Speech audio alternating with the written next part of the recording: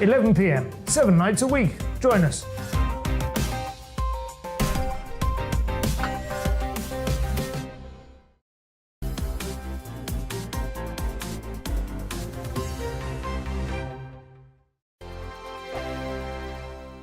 Hello, I'm Michelle Dewberry and you can join me every weekday 6 till 7 on Jubes and Kerr. Me and my panel will get stuck right into the day's events, and I can tell you, in fact, I can warn you, expect some robust debates, some strong opinions and perspectives from both sides of the fence. It's about you at home as well. I love to read out all of your comments, or at least as many as I can. So join me, Michelle Dewberry, Monday to Friday, 6 till 7 on Jubes and Kerr.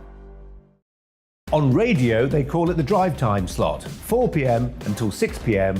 as listeners head home. It's that part of the schedule when the dust of the day's events begin to clarify, and we try to make sense of it for you. Brazier is drive time for radio and TV. It's fast, it's punchy, it's opinionated, there's a Brazier angle and a little bit of levity. That's the question. That's two questions, actually. That's Brazier, Monday to Thursday, 4 till 6 on GB News. Hello, I'm Patrick Christie's. And I'm Mercy Moroki. Make sure that you join us Monday to Thursday, 10 a.m. until midday, right here on GB News for To The Point. We're not afraid to talk about the topics that matter to you or the big topics that always matter. We cover absolutely everything, from the breaking political stories of the day to law and order, what's going on in the channel. We're not afraid to hold people to account. We always make sure we include your views on our show. Indeed, if you're thinking it, you can guarantee that we're saying it. So make sure you join the conversation with us, 10 a.m. until midday, Monday to Thursday for To The Point on GB News.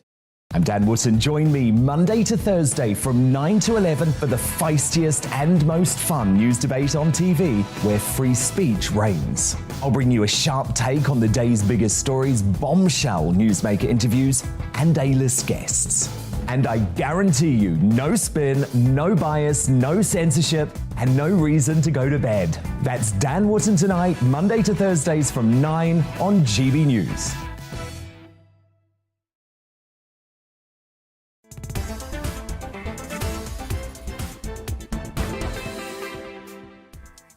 Hello, good afternoon and welcome to GB News on TV, online and on digital radio. I'm Nana Akua.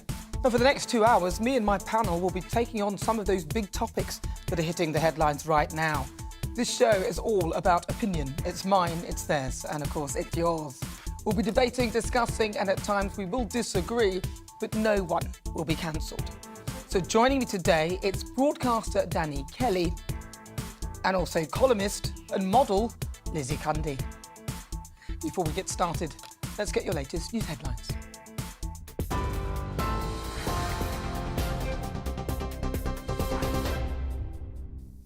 Good afternoon, it's 1 minute past 4. I'm Ray Addison in the GB newsroom. Boris Johnson has defended Angela Rayner and accused some Conservative MPs of misogyny over claims that she crosses and uncrosses her legs during Prime Minister's questions to distract him. The Labour deputy leader has accused Tory MPs of using anonymous briefings to spread what she says desperate, perverted smears. Speaking to GB News earlier, Northern Ireland Minister Conor Burns said the article was a disgrace. It was a piece of work that is a disgrace to your profession, a disgrace to journalism. The idea that the Prime Minister would be distracted by Angela Rayner is offensive, and the idea that Angela Rayner would use any aspect of herself in order to do that is offensive to her. The UK's Trade Policy Minister has told GB News there's some indication that the government's new immigration deal with Rwanda is already having a deterrent effect. The government announced the £120 million deal earlier on this month. It will see asylum seekers who cross the channel in small boats sent for processing in Rwanda, where they'll then have the right to apply to live. Penny Mordaunt says the government will be ready to adapt if people traffickers change their tactics. To announce something that's really quite groundbreaking, you are going to get a lot of criticism and a lot of scepticism. But we will see. We will see if this is going to start to work. And no doubt the people traffickers will start to adapt their business model to try and circumvent this, and we'll adapt as well. France is voting for its new president today. The country will decide between incumbent pro-European Union President Emmanuel Macron or so-called far-right candidate Marine Le Pen. Voting closes tonight at 7 o'clock UK time. Paris-based journalist David Chazan says if Macron wins, his margin of victory over Le Pen will be smaller than it was 5 years ago. Whoever wins this election is going to be leading a divided country, and there's going to be a lot of very disgruntled people. And the reason that the turnout's likely to be quite low by French standards is because many voters just feel that there's neither of these candidates really represents their views. This nation is divided geographically, economically, and even by age.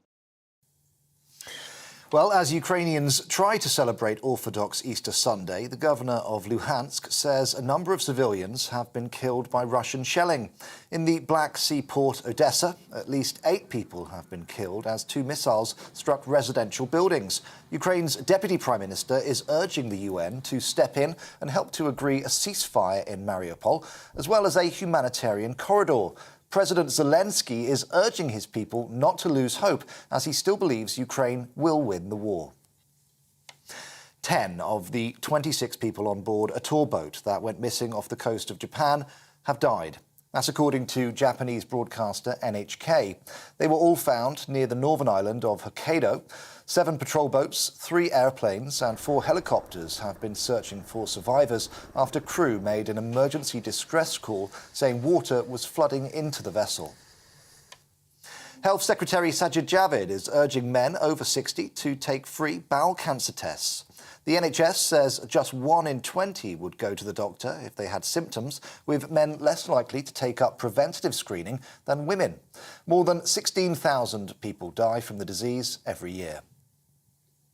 The first openly transgender MP has offered advice to young people struggling with their gender identity.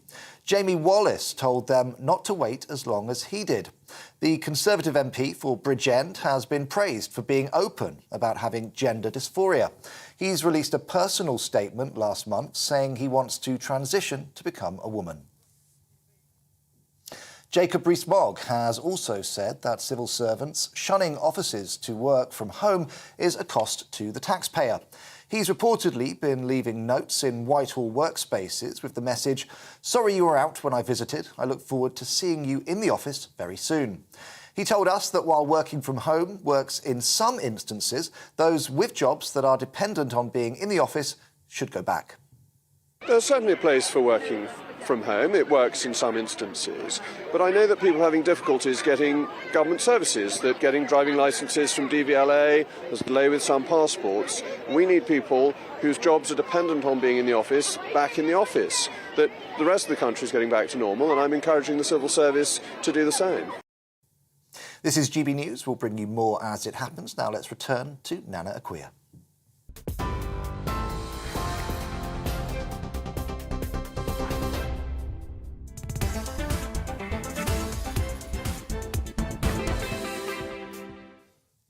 So good afternoon. It's just coming up to 7 minutes after 4 o'clock. This is GB News on TV, online and on digital radio. I'm Nana Akua. It's an embarrassing state of affairs, really, isn't it? Both the Labour and the Tory parties are in a mess. Let's take a look at the Labour Party. They've had opportunity after opportunity to seize on the failures and indiscretions of the Conservatives, but they continue to repeatedly make a real hash of things. After Keir's comments on women, many feminists turned their back on the party, preferring to vote Tory because, frankly, they were not happy with his stance. He couldn't say whether women have a penis or not. So, Keir, I've looked. I am one. I can tell you they don't. And he wasn't alone in his confusion. Other female members of his party weren't prepared to do so either. In the same breath, MPs like Rosie Duffield were in fear of their own safety due to comments like, women have a cervix. She was deemed a transphobe. Absolutely ridiculous.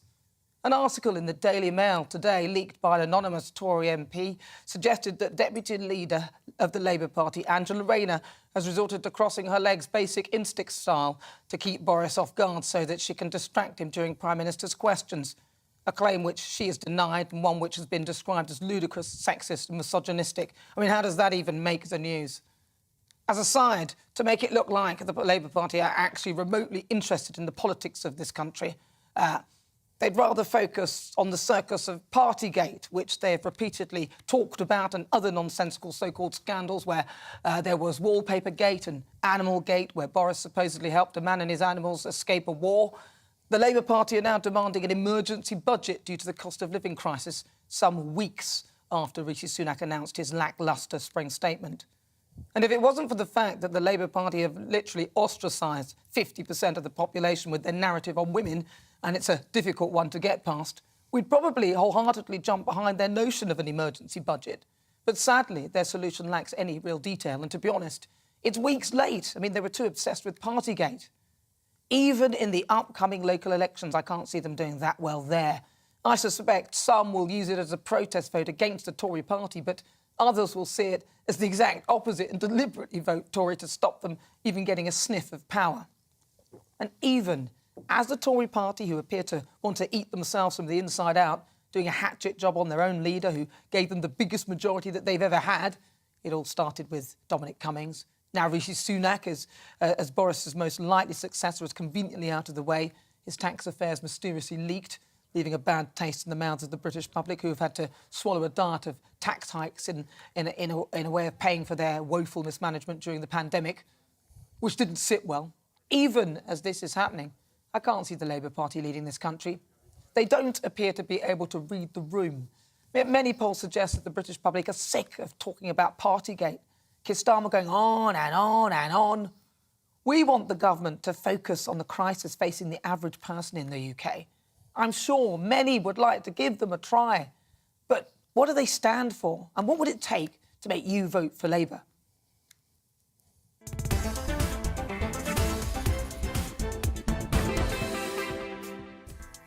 Right, I've done my little rant now. Before we get stuck into the debate, here's what else is coming up today. Each Sunday at 5 o'clock, I'm joined by a celebrity, a former MP, or someone who's had an extremely interesting career to take a look at life after the job. We'll talk highs, lows and lessons learned and what comes next on the outside. And today, I'll be speaking to the former Immigration Minister, Lord Timothy Kirkhope. Now for my Great British Debate this hour. After his GBNews exclusive interview, I'm asking, should civil servants get back in the office? And in Worldview, Vladimir Putin brags about his new nuke, which he claims is unstoppable, with the Russian warmonger boasting his Satan II nuclear missile can break through all modern defences. James Marlowe will talk to us all about that. That's coming up in the next hour. Tell me what you think on everything we're discussing. You can email gbviews@gbnews.uk or tweet me at gbnews. Right, let's get started. Welcome again to my panel, broadcaster Danny Kelly, and also columnist and model Lizzie Cundy. Firstly, I want to say welcome, Lizzie. Nice to see you, pretty in pink. Thank you. I almost wore pink, then the same as you, similar colour. Well, I nearly wore pink. Really? I saw him change in the gents. Oh, did you? Didn't change in the gents. I'm afraid I couldn't be less interested, Danny. I'm sorry about that. Changing in the gents. So, Lizzie, I'm going to start with you then, seeing as you're as first timer on the panel. What do you think about this whole notion that actually the Labour Party are slightly misguided and that people won't actually vote for them because they've got nothing to offer? Well, I don't think they do. I'm sorry, but I'm not a fan of Starmer. And we need a strong opposition, the Conservative Party. It's really important for our country to have someone against you that is doing well. And he's not strong enough. I find him a bit of a joke figure, and it's a shame, really, because we really do need a strong party to go against, if you know, for the Conservatives. And it just seems he could really seize the moment, and he's not doing so, with everything. He could talk so much about Partygate. Now, I watched Prime Minister Questions, and that's literally all he said. And it was like, well, hang on, what is the Labour Party going to offer? Well, if I was to vote for you, what are you going to deliver me? Where's your stance on taxes? Where's your stance on the national insurance hike? I know they've talked about a windfall tax on energy companies. Where do they stand on the net zero agenda? I just don't know. I know we've got an economic crisis. There's so much going on in the world with the war, everything else, and it's all. And I think everyone is getting sick and tired of Partygate. Oh.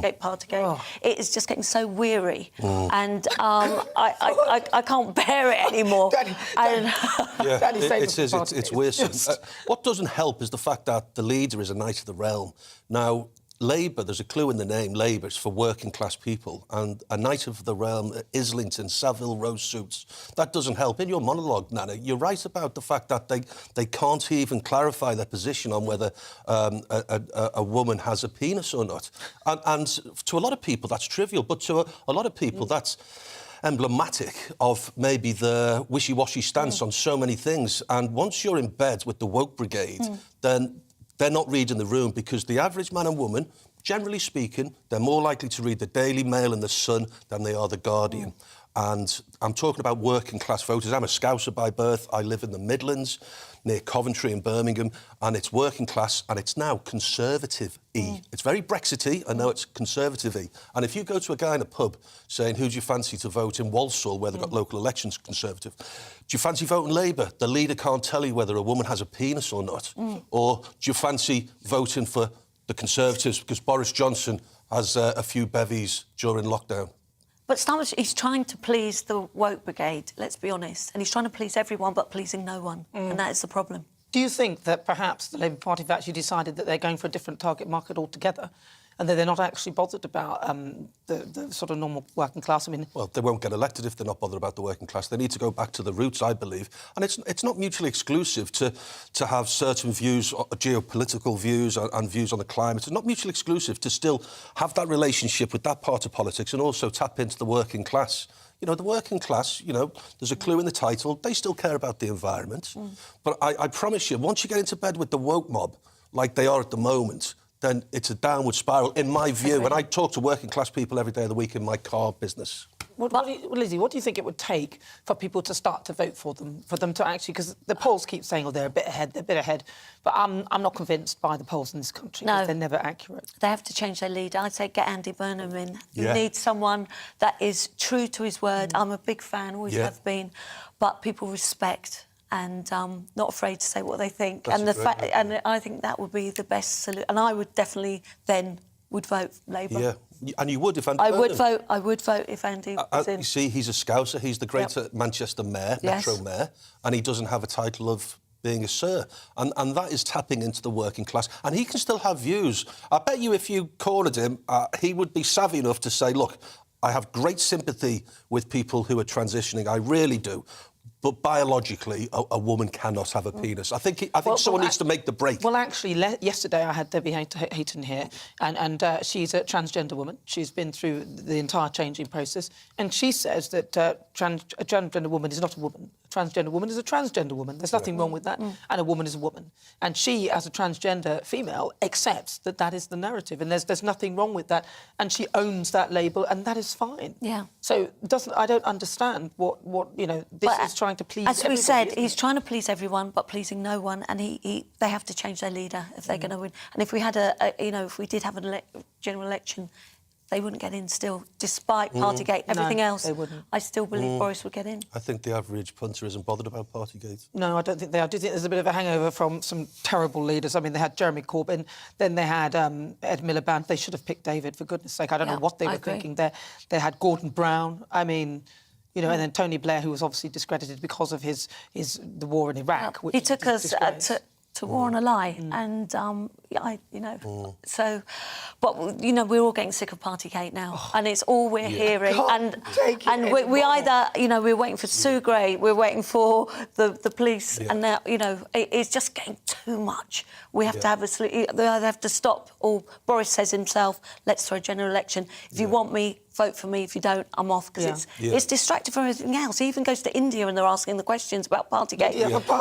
And, you know, there are families there that can't get their, you know, whether to heat or eat at the minute with everything that's going on. We've got an economic crisis. We've got a war in Ukraine as well. We've got Vladimir Putin testing out Satan 2 and talking about how his nuclear warheads can reach us all now, and he can strike a load of them all at once and all this nonsense.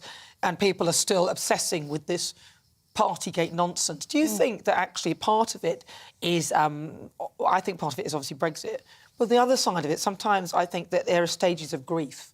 And a lot of people have obviously lost people during the pandemic, and I think there's 4 stages, and one of them is anger, and a lot of people are still trapped in the anger phase and looking for someone to blame. Well, exactly. And this is why we're here. Yeah, and look, he made the rules and he broke the rules.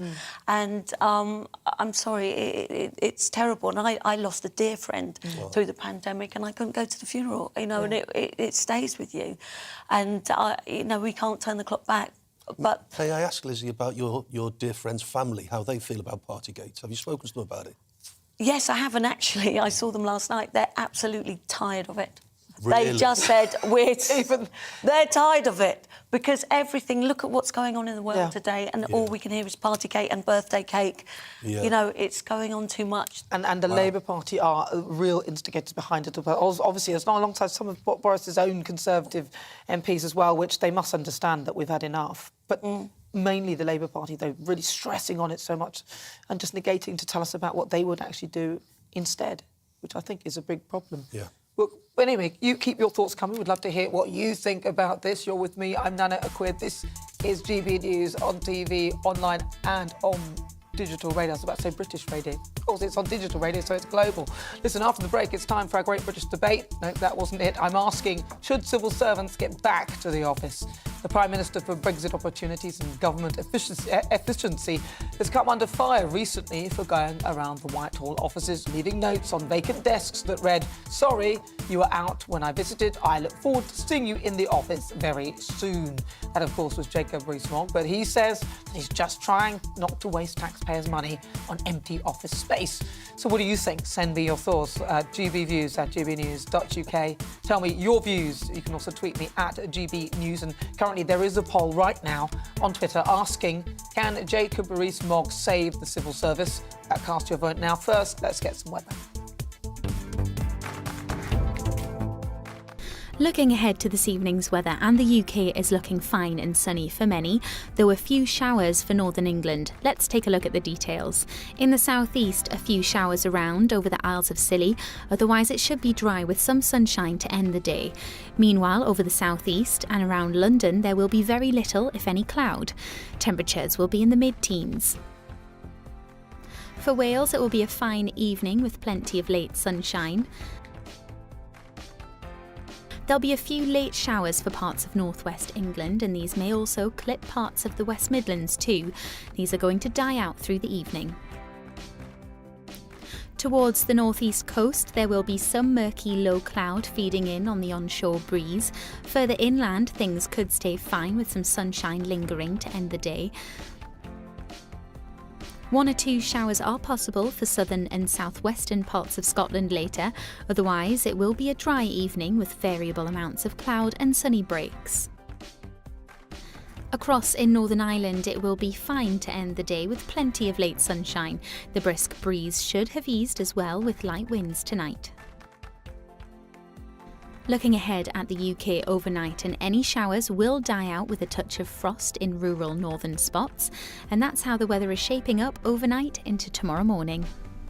On radio, they call it the drive time slot, 4 p.m. until 6 p.m. as listeners head home. It's that part of the schedule when the dust of the day's events begin to clarify, and we try to make sense of it for you. Brazier is drive time for radio and TV. It's fast, it's punchy, it's opinionated, there's a Brazier angle and a little bit of levity. That's the question. That's 2 questions, actually. That's Brazier, Monday to Thursday, 4 till 6 on GB News.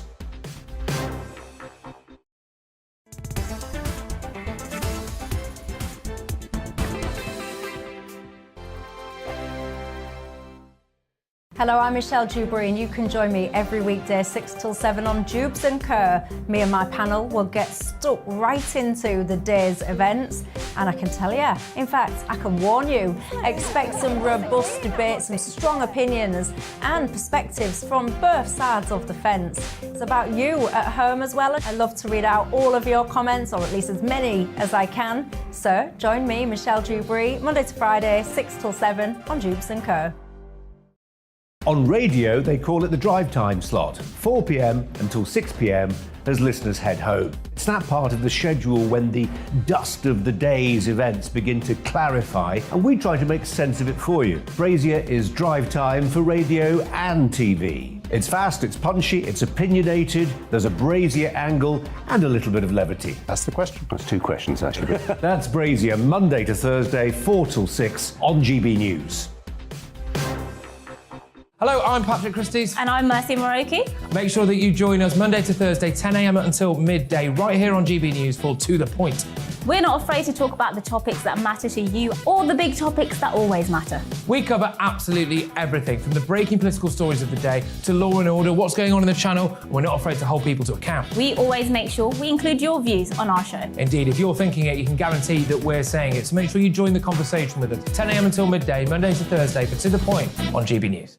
I'm Dan Wootton. Join me Monday to Thursday from 9 to 11 for the feistiest and most fun news debate on TV, where free speech reigns. I'll bring you a sharp take on the day's biggest stories, bombshell newsmaker interviews, and A-list guests. And I guarantee you, no spin, no bias, no censorship, and no reason to go to bed. That's Dan Wootton tonight, Monday to Thursdays from 9 on GB News.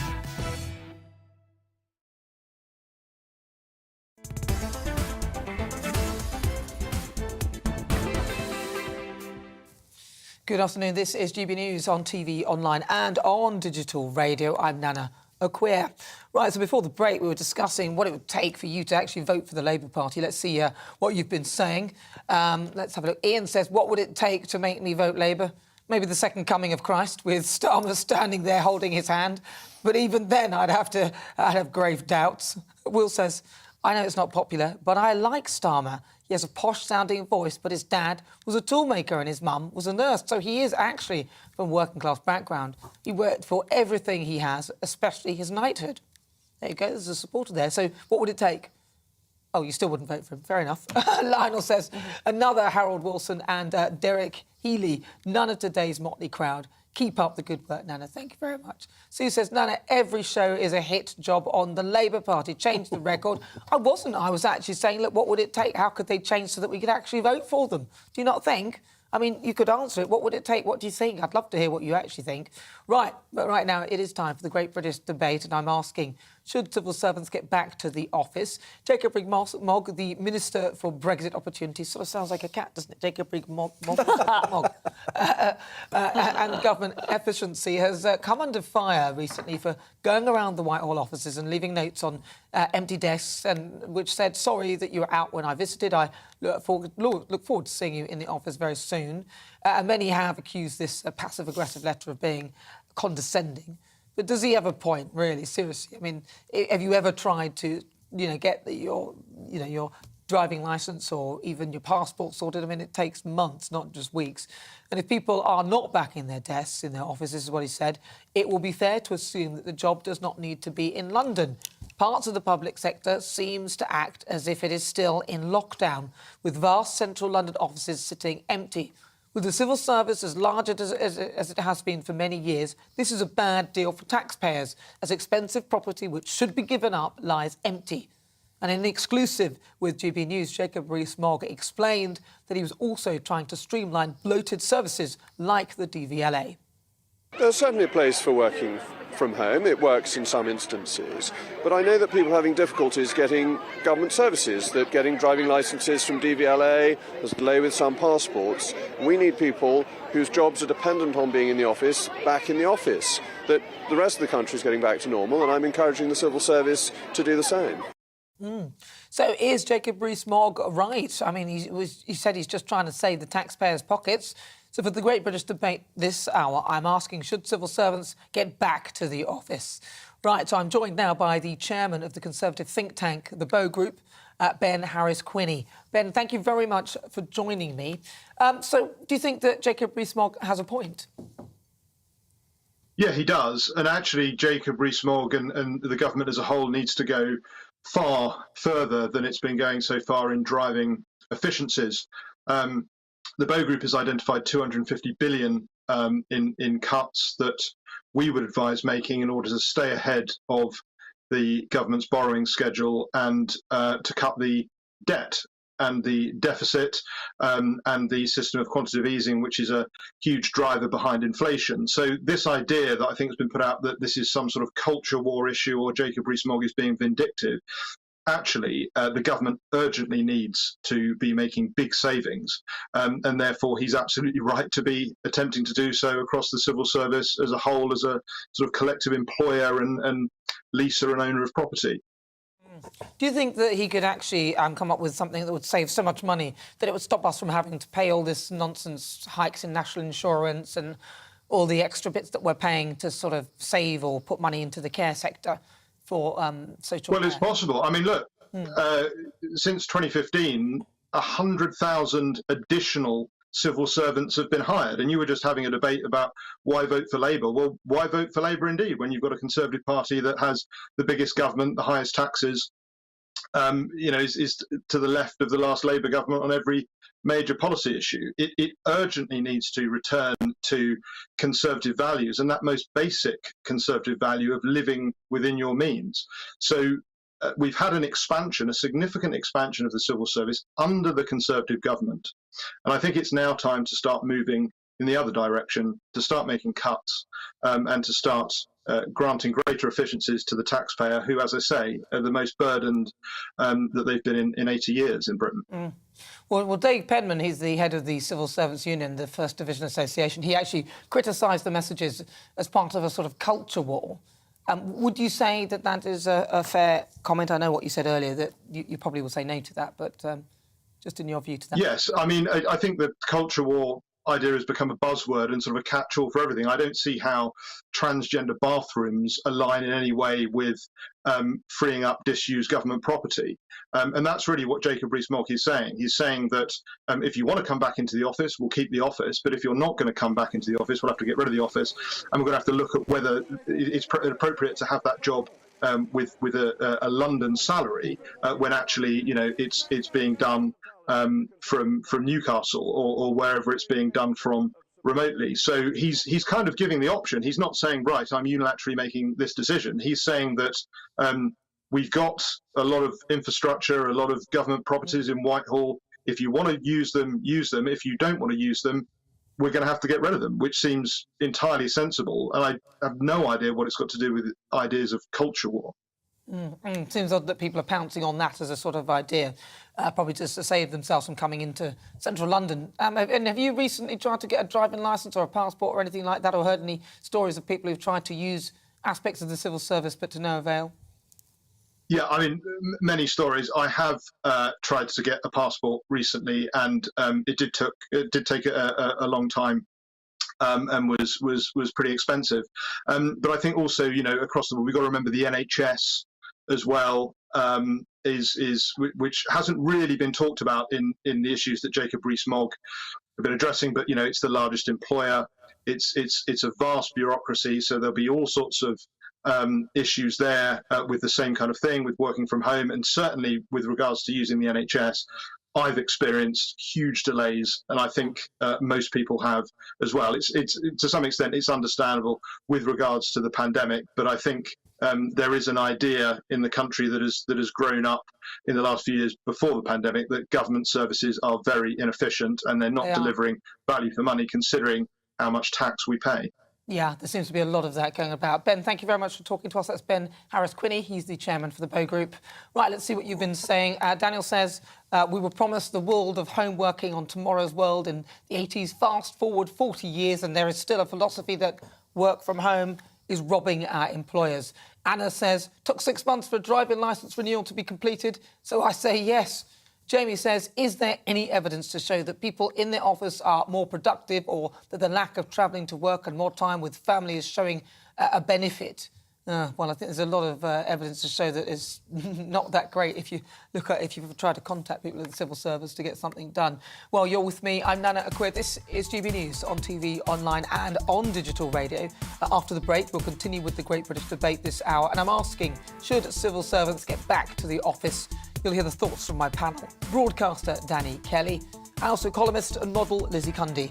But first, let's get your latest news headlines.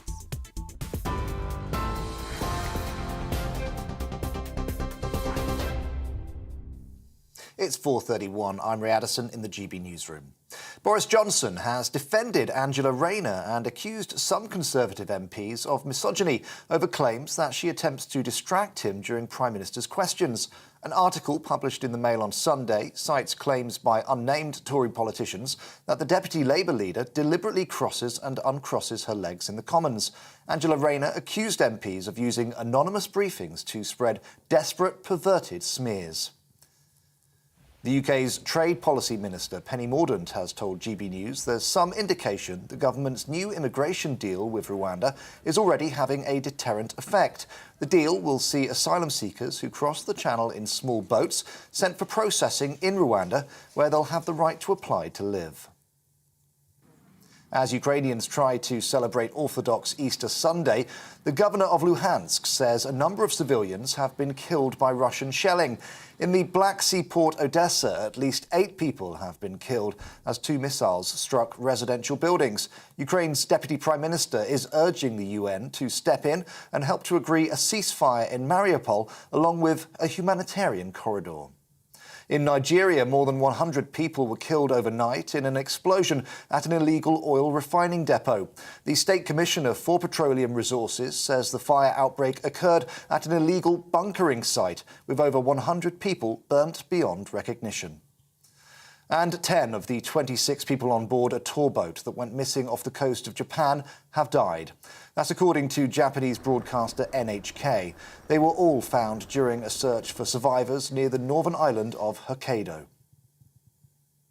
France is voting on its new president today. The country will decide whether pro-European Union President Emmanuel Macron keeps his job, or if so-called far-right candidate Marine Le Pen unseats him.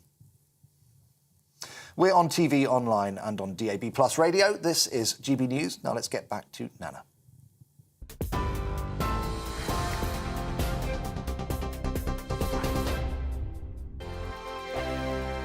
Hello, I'm Michelle Dewberry, and you can join me every weekday 6 till 7 on Jubes and Kerr. Me and my panel will get stuck right into the day's events, and I can tell you, in fact, I can warn you, expect some robust debates, some strong opinions and perspectives from both sides of the fence. It's about you at home as well. I love to read out all of your comments, or at least as many as I can. So join me, Michelle Dewberry, Monday to Friday, 6 till 7 on Jubes and Kerr. On radio, they call it the drive time slot, 4 p.m. until 6 p.m. as listeners head home. It's that part of the schedule when the dust of the day's events begin to clarify, and we try to make sense of it for you. Brazier is drive time for radio and TV. It's fast, it's punchy, it's opinionated, there's a Brazier angle and a little bit of levity. That's the question. That's 2 questions, actually. That's Brazier, Monday to Thursday, 4 till 6 on GB News. Hello, I'm Patrick Christie's. And I'm Mercy Moroki. Make sure that you join us Monday to Thursday, 10 a.m. until midday, right here on GB News for To The Point. We're not afraid to talk about the topics that matter to you, or the big topics that always matter. We cover absolutely everything, from the breaking political stories of the day to law and order, what's going on in the channel. We're not afraid to hold people to account. We always make sure we include your views on our show. Indeed, if you're thinking it, you can guarantee that we're saying it. So make sure you join the conversation with us, 10 a.m. until midday, Monday to Thursday, for To The Point on GB News. I'm Dan Wootton. Join me Monday to Thursday from 9 to 11 for the feistiest and most fun news debate on TV, where free speech reigns. I'll bring you a sharp take on the day's biggest stories, bombshell newsmaker interviews, and A-list guests. And I guarantee you, no spin, no bias, no censorship, and no reason to go to bed. That's Dan Wootton tonight, Monday to Thursdays from 9 on GB News.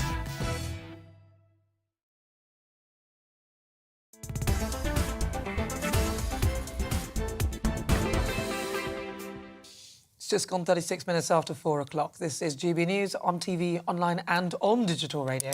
I'm Nana Akua, and it is now time for the Great British Debate this hour. And I'm asking, should civil servants get back to the office? Jacob Rees-Mogg, the Minister for Brexit Opportunities and Government Efficiency, has come under fire recently for going around the Whitehall offices and leaving notes on vacant desks that read, "Sorry you were out when I visited. I look forward to seeing you in the office very soon." Many have accused this passive-aggressive letter of being condescending, but does he have a point? In an exclusive with GB News, he actually explained that he was also trying to streamline bloated services like the DVLA. There's certainly a place for working from home. It works in some instances. But I know that people are having difficulties getting government services, that getting driving licences from DVLA, there's a delay with some passports. We need people whose jobs are dependent on being in the office, back in the office. That the rest of the country is getting back to normal, and I'm encouraging the civil service to do the same. So is Jacob Rees-Mogg just right to try and save the taxpayers' pockets? So for this debate this hour, I'm asking, should civil servants get back to the office? Let's see what my panel make of that. Of course, I'm joined by broadcaster Danny Kelly and columnist model Lizzie Cundy. Right, so Danny, civil servants, they should get back to the office. He's right. You know, for someone who would seem detached from the average working man and woman in the street, he's got such a connection. He can read the room, Jacob Rees-Mogg. And if there are people having to go back to work, normal people, why can't the civil service go back to work? And what he hit on was that there is a London pay increase, or I think it's called a weighting, is London weighting, yes. A weighting, OK. So when I was at the BBC, spent 20 years there, the London weighting... Did he not tell you that? He tells everybody that. There's not one show that goes by where he doesn't mention it. I just want people to be aware I'm a journalist as well as a car dealer. Yes. The BBC paid about another £5 or £6 grand if you went to work in London. Now, I'm guessing the civil service have something pro rata, similar. And he's right. If you're not actually going to work in London, why are you being paid London salaries? And if you can do the job without those big offices that are expensive to rent, then send them somewhere else and don't pay the lease on the office. But do you think they're doing the... I mean, have you ever tried to... Have you needed to... You're a car dealer. Yeah. You'll know about the DVLA, so talk me through how efficient they are now they're working at home. They are so inefficient, the DVLA. I knew you were going to say that somehow. They are so inefficient, honestly. You know, if you want to get a logbook, I've been waiting a month to get a logbook because I bought a car without a logbook, still hasn't arrived. My mate... During the HGV crisis a year ago, 9 months ago, he wanted to be an HGV driver, and it was months and months and months to try and get the licence instead of a couple of weeks. So, no, they're not efficient working for So they shouldn't... They should come back to the office. Get back to London, back to London. Yeah, but it's all about productivity, isn't it? The end result. But if you can do it from home just as good and you're getting just the, same results, then why not... Can't you do it from home? I'm all for us all getting back to normal, and I really do say that. But if people have got the same, or if not better results from working at home, why can't they do that? That's what matters, isn't it? I just don't think that they're as efficient, though, because just look at the DVLA. There's such a backlog. I just don't think they're efficient. But they're based in Wales anyway. Yeah. That's their head office. So there's no London waiting issue. There's obviously a London... I think it's the fact that people are getting paid to sit at home and get paid more. Just to bring the BBC in for one more thing. Steve Wright's show. I love Steve Wright. He's got a sidekick called Tim Davis. Yeah. And for the last 3 years, he is still broadcasting from his house in Oxford. But that's OK. I mean, if you're delivering the same product... Well, I don't think it is OK. I mean, all he has to do is chip in for 2 minutes every now and again over a 3-hour show. I think... But you see, I do a radio show. Out of the conversation. Why has he got anything to do? But why? Look, working from home. I do a radio show. Though, is he? I do a radio show, and I've done it from home. And sometimes they say, do it at home. Yeah. It's still as good. And if the end result is as good or if not better, I don't think he should be penalised. And I think Jacob's out for order. If you're watching Jacob, I do. Why? I mean, look, because I don't think you should. If it's about the end result at the end of the day, that's business. If you're doing great business, I'm sorry about you're not doing so well the DVL and the radio thing and your other issues. But if you're getting I'm not talking about BBC. We didn't even ask him, did he? No. It's very true, Danny. But if you're getting... It's about productivity and the end result is good, why can't you work from home? And also, you're not using their Wi-Fi, heating. Maybe they should get paid more for you can actually claim some of that back on your taxes as well as some working from home type thing. I agree with you, but they're not working as efficiently. Certainly the DVLA. The DVLA, I mean, there's Highways England as well. A lot of them working from home. Crikey. I don't want to laugh, but I mean, these are the instigators of the smart motorway. Well, business is about results, end results. I mean, anyone I know that owns their own business says, look, it's about results that matter. That's right. And it doesn't matter if you're at home or in the office, it's the results. May I ask you a question? Lizzie, would you honestly, hand on heart, if you had an office job and you were asked to work from home, would you work as hard? Or would you maybe get up slightly later, maybe watch a bit of mid-morning TV, have a couple of cappuccinos? No, I'm a grafter, Danny. Sure? Yes, I am. Well, if anything, I probably work harder at home in some respects. Yeah, I do.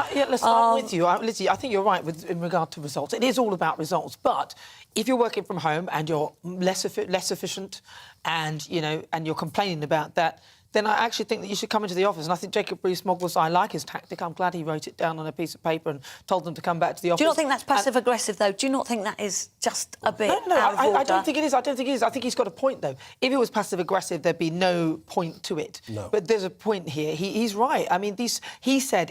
So he has been in touch with people in his constituency who have tried to get in touch with certain various different civil servant organisations, like the DVLA and like and he's saying that his constituents are struggling with that.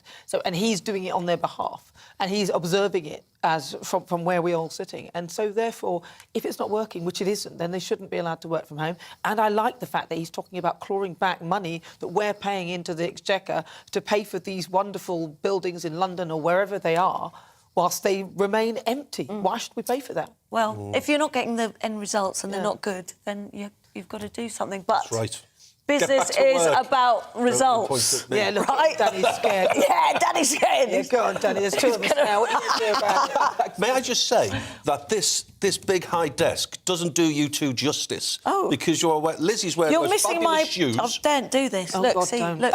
They're lovely. They are like my Nana is wearing the slippers. most fabulous... Is it a catsuit? It's a catsuit. It's gorgeous. I've got claws, Danny. It is. Right. I've got envy. Well, I like your dress. But I almost wore pink today. Anyway, today, though, I am asking, should civil servants get back to the office? Lots of you have been getting in touch with your thoughts on the matter. Vina says, surely a more pertinent question would be, what is the point of Jacob Rees-Mogg?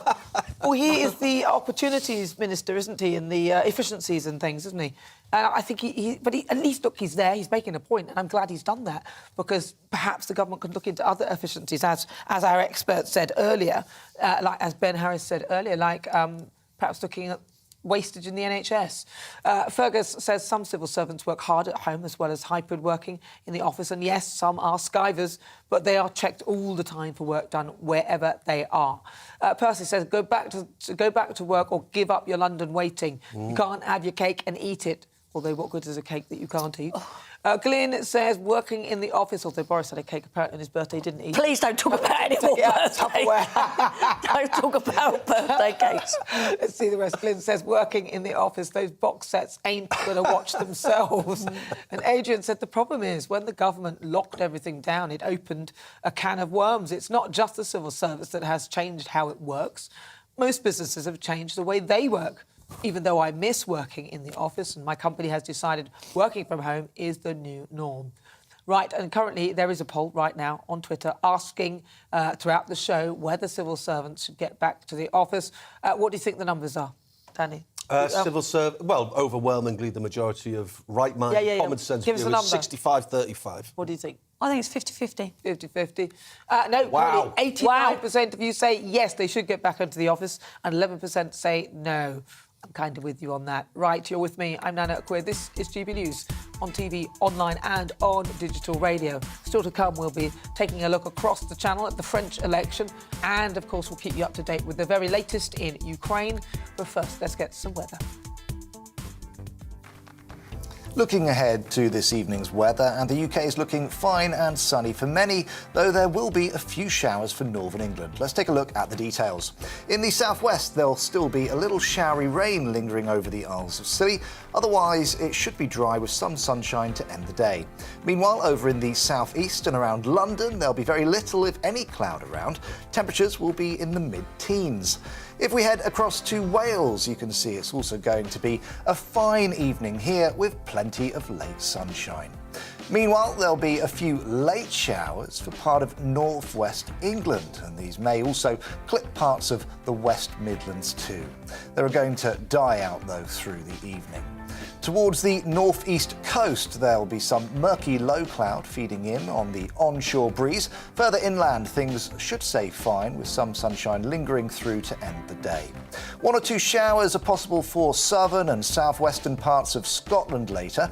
Otherwise, though, it will be a dry evening with variable amounts of cloud and sunny breaks.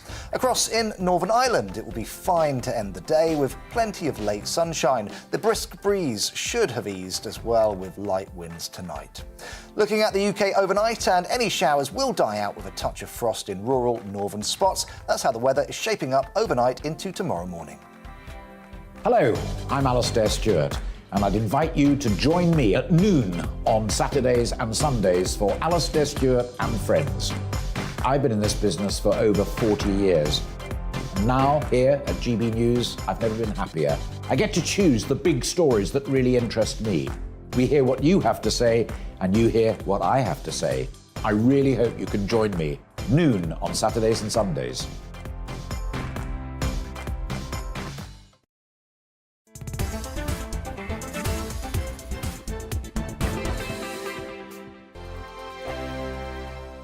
Hello, I'm Michelle Dewberry, and you can join me every weekday 6 till 7 on Jubes and Kerr. Me and my panel will get stuck right into the day's events, and I can tell you, in fact, I can warn you, expect some robust debate, some strong opinions and perspectives from both sides of the fence. It's about you at home as well. I love to read out all of your comments, or at least as many as I can. So join me, Michelle Dewberry, Monday to Friday, 6 till 7 on Jubes and Kerr. On radio, they call it the drive time slot, 4 p.m. until 6 p.m. as listeners head home. It's that part of the schedule when the dust of the day's events begin to clarify, and we try to make sense of it for you. Brazier is drive time for radio and TV. It's fast, it's punchy, it's opinionated, there's a Brazier angle and a little bit of levity. That's the question. That's two questions, actually. That's Brazier, Monday to Thursday, 4 till 6 on GB News. Hello, I'm Patrick Christie's. And I'm Mercy Moroki. Make sure that you join us Monday to Thursday, 10 a.m. until midday, right here on GB News for To The Point. We're not afraid to talk about the topics that matter to you or the big topics that always matter. We cover absolutely everything, from the breaking political stories of the day to law and order, what's going on in the channel. We're not afraid to hold people to account. We always make sure we include your views on our show. Indeed, if you're thinking it, you can guarantee that we're saying it. So make sure you join the conversation with us, 10 a.m. until midday, Monday to Thursday, for To The Point on GB News. I'm Dan Wootton. Join me Monday to Thursday from 9 to 11 for the feistiest and most fun news debate on TV, where free speech reigns. I'll bring you a sharp take on the day's biggest stories, bombshell newsmaker interviews, and A-list guests. And I guarantee you, no spin, no bias, no censorship, and no reason to go to bed. That's Dan Wootton tonight, Monday to Thursdays from 9 on GB News.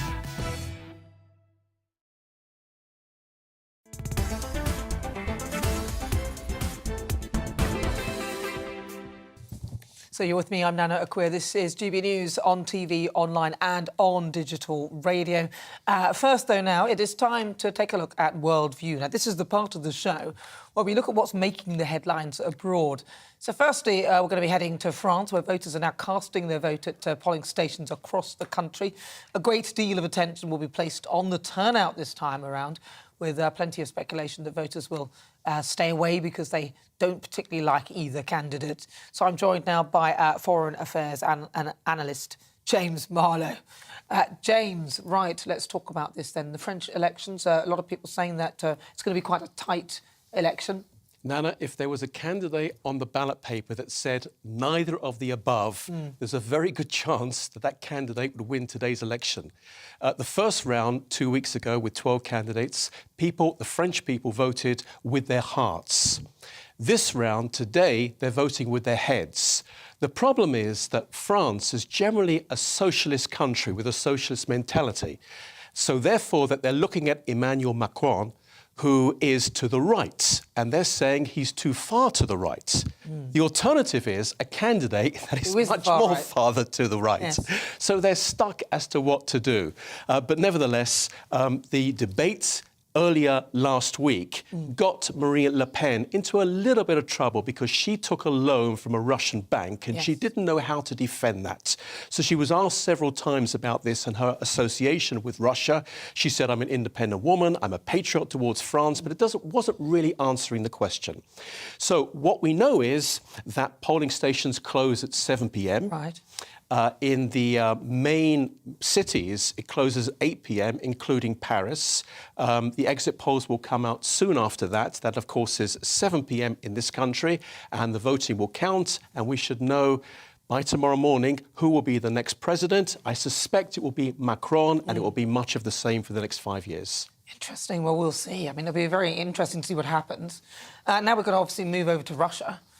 Because obviously the situation is dire in Ukraine. And Vladimir Putin is talking about Satan II now, a multi-layered warhead that can hit loads of different countries and reach the UK, that he's shown off some of these, he's been experimenting or something with it. Talk us through what's going on in Ukraine. Well, if we were in Moldova right now, we should be very concerned. Right.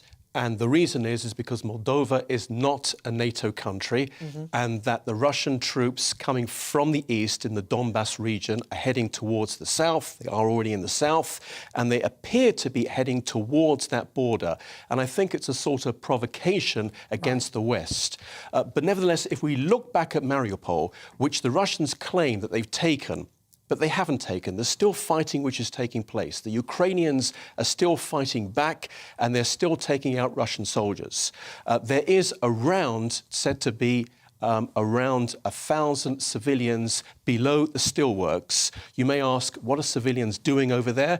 Well, for many reasons they're there. One is because that they wanted to stay with their menfolk, their fathers and their brothers and husbands and sons, help out with the food, medicine, bandaging. Sometimes, in some cases, the women are fighting themselves as well. There are many tunnels underground. Initially, Putin said that he wanted to shut it all off. Now there's talk about how he wants to send in troops over there because it's not yet taken. So therefore, they're coming out and taking out Russian convoys and soldiers, and they're going back again. It's like a sort of a guerrilla type of war. And he doesn't quite know what to do on this. Well, he won't win a war like that, will he? Because he's not really... I mean, the people on the ground are more likely to have more understanding of the network of tunnels and so on and so forth. Absolutely. Guerrilla war's the last thing that Vladimir Putin would want. Now, to add to that as well, right now, US Secretary of State Antony Blinken is in Kiev.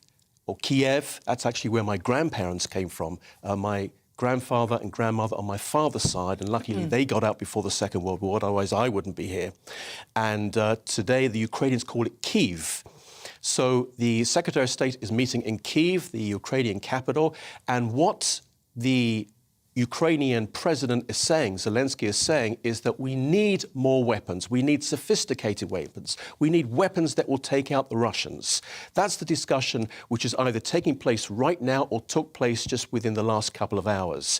And I actually got an assessment on video as to exactly the amount of military that the Ukrainians are asking from the Americans. The Americans want to help because they want to give a little punch indirectly to the Russians, and they're using the Ukrainians to do this. They hope as well that Ukrainians will then eventually make an offensive. The Americans have already given an enormous amount of anti-tank weaponry, mainly the Javelin, and the British have given what's known as the N-Law, which is an amazing thing. But one of the things that Zelensky has requested is the old 1940s or the Second World War American guns. You might ask, well, they're old, they're vintage. Presumably because that's what the troops can use, and otherwise there'd be a lot of training to try and use other weapons. Well, not just because of that, but if you actually include that with the technology and the digital age which we're coming today together, it's actually really sophisticated. So we don't know exactly what the Americans are going to pass on as well. The other thing as well is just to say, lastly, is that there was a proposed meeting between Zelensky and Putin. He's proposing it as well. He said he doesn't really want to meet him, but he says the only way to sort this out. Now, it's a brilliant PR strategy from Zelensky once again. Fantastic. And I don't mean this. He's very good. He's fantastic. I don't mean that in a negative way, but I want to mean is if he can get that meeting, which he's not going to be able to do, but if he could, the world's media is there. The Russian people will soon find out what's taking place in Ukraine. And once again, Putin was back against the wall. So he's going to say no to this. Well, it's worth a try. But I want to come back to Satan 2, and I'm going to bring in the panel. If you just tuned in, this is GB News. Joining me in my panel is Lizzie Cundy and also Danny Kelly. We're discussing Worldview, the part of the show where we sort of look at things that are going on in the world at the moment, and also James Marlowe, as Anna is talking about this. So, Lizzie, what do you make of this? Because Vladimir Putin is now threatening and talking about this Satan 2 thing, just like the way he circled the sort of border of Ukraine. And no one believed that he would do anything. Well, what's your view on what's going on? Well, it's just so frightening. It's so awful. But I just feel, everyone says, looking back, we could have kind of prevented this, couldn't we? And, there's been talks of him doing this to the Ukraine for years, probably 10 years, and we didn't do enough. And it's so awful, it's so shocking. But the man needs to be stopped. I don't know how, but he has to be stopped. Because it's just one step. It can't get it. You think it can't get any worse than it does.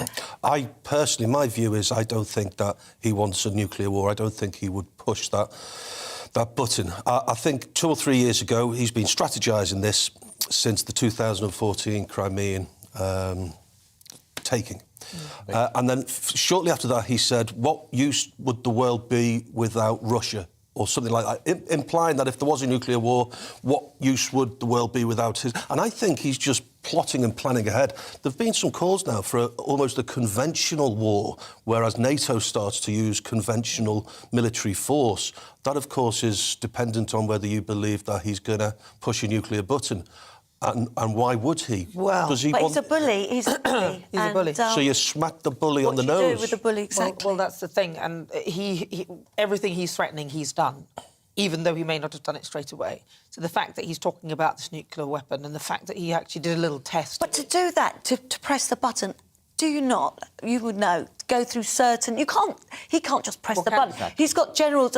There's a strategy to do this. Yeah. You can't just go and push the button. You have your chief of staff and you Exactly. have various other top officials that push the button together, to use your words, not my words as well. So we're a long, long, long way away from that. What people seem to fear is that they see two nuclear nations, i.e. the United States and Russia, who perhaps, if they go directly to war, in other words, soldier against soldier, that's it, nuclear war. It doesn't necessarily have to be like that. No.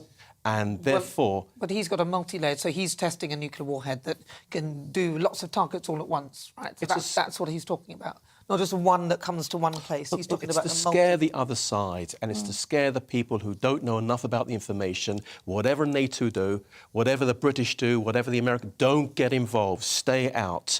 But a lot of people are saying, no, just like you just said, do something, get involved. So what do? Do you get involved? Do you stay out? Because you can't have it halfway house. Do you think it's time to get involved? Do you think it's time to say, you know, enough is enough? You know, because if you do press a nuclear button, it's not going to go, oh, well, hang on, I've just hit the border of Poland, I won't go any further.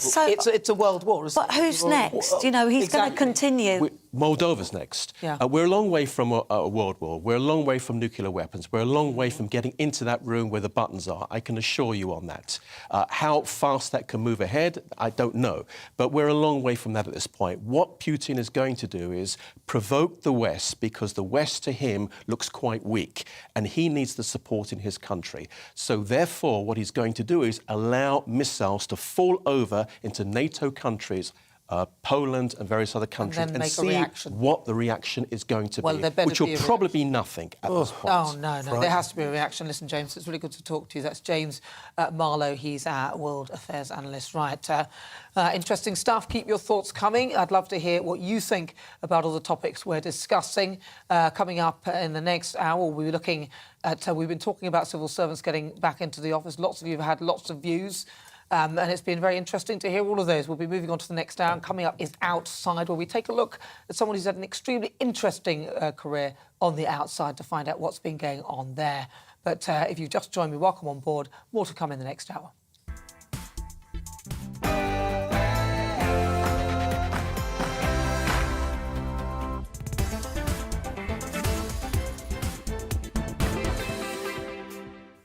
This is GB News on TV, online and on digital radio. Now, for the next hour, me and my panel, we're taking on some of those big topics hitting the headlines right now. But first, let's get your headlines.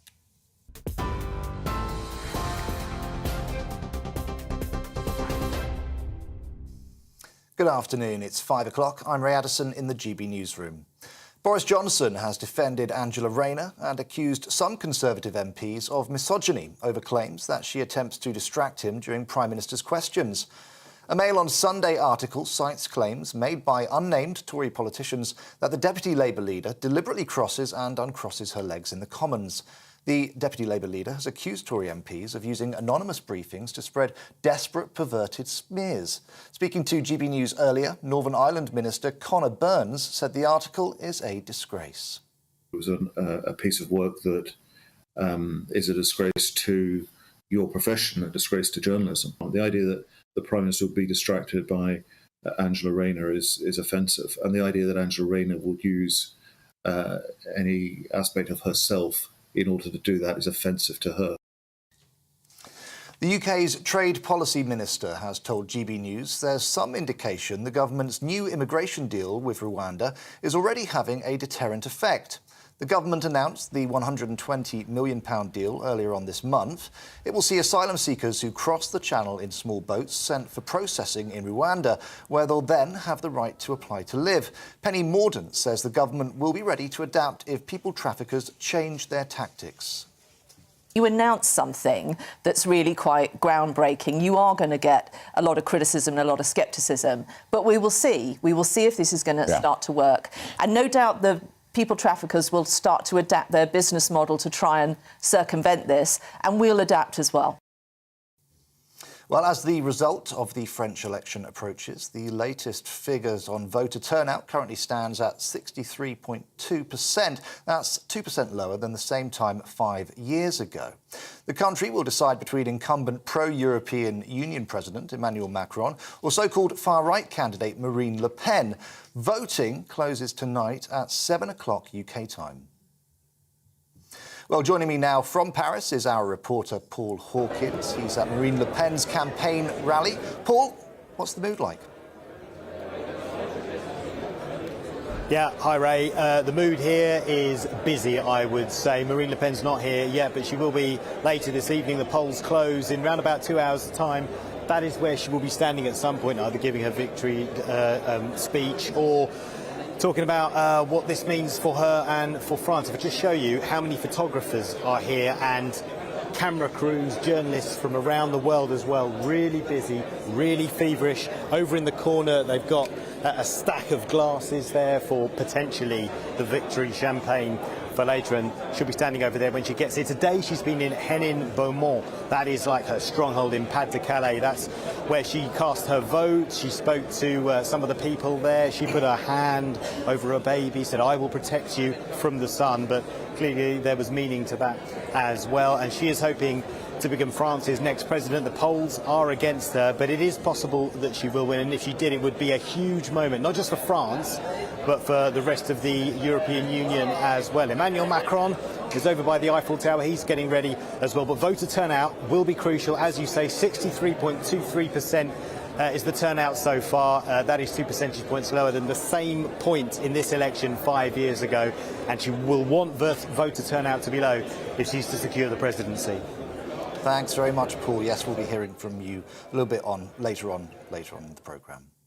Well, as Ukrainians try to celebrate Orthodox Easter Sunday, the governor of Luhansk says a number of civilians have been killed by Russian shelling.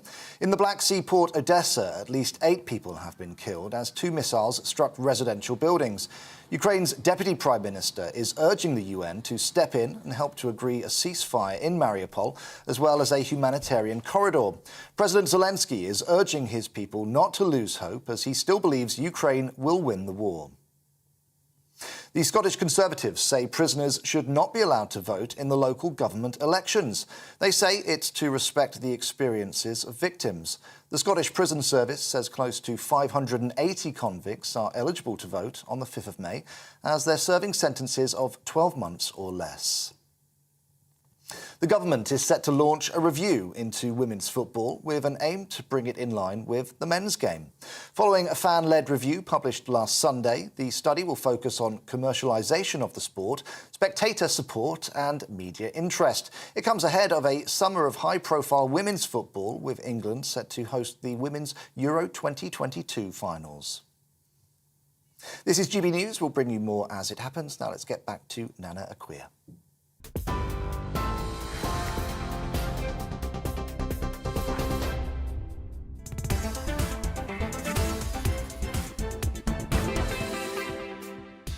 Hello, good afternoon. This is GB News on TV, online and on digital radio. I'm Nana Akua. For the next hour, me and my panel will be taking on some of those big topics that are hitting the headlines right now. This show is all about opinion. It's mine, it's theirs, and of course, it's yours. We'll be debating, discussing, and at times we will disagree, but no one will be cancelled. So joining me today, it's broadcaster Danny Kelly and also columnist and model Lizzie Cundy. Still to come, each Sunday at 5 o'clock, I'm joined by a celebrity, a former MP, or someone who's had an extremely interesting career to take a look at life after the job. We'll talk highs and lows and lessons learned and what comes next on the outside. And today, we're speaking to the former Immigration Minister, Lord Timothy Kirkhope. We'll be getting his take on the Rwanda refugee deal and the Immigration and Borders Bill, which he's been responsible for scrutinising in Parliament. And in the Great British Debate this hour, I'm asking, should a general election be forced when a Prime Minister changes? There's been reports today that the Prime Minister, Boris Johnson, could be plotting to hold an early general election in a bid to see off his Conservative leadership rivals. But with talk of the Prime Minister being ousted by members of his own party upset about Partygate, I want to ask if it should really be the choice of the parliamentarians who the leader of the country is. You can email gbviews@gbnews.uk or tweet me at gbnews.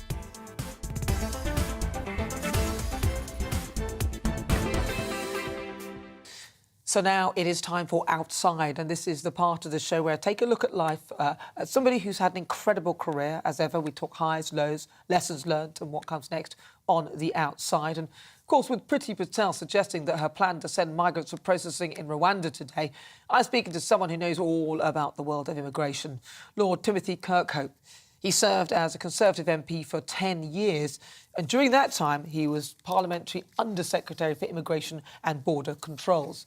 He went on to be an MEP and now sits in the House of Lords, focusing mainly on issues surrounding the UK's borders and nationality. I'm pleased to say that Lord Kirkhope joins me now from North Yorkshire. Hello, welcome to GB News. Thank you so much for joining me. So I want to start by... Hello, Nana. Hi. It's lovely to talk to you. So talk to me about your career and how you sort of got into politics and what was your reasoning behind that? Well, like you, Nana, I'm a Geordie by birth. Me too. Born in Newcastle upon Tyne.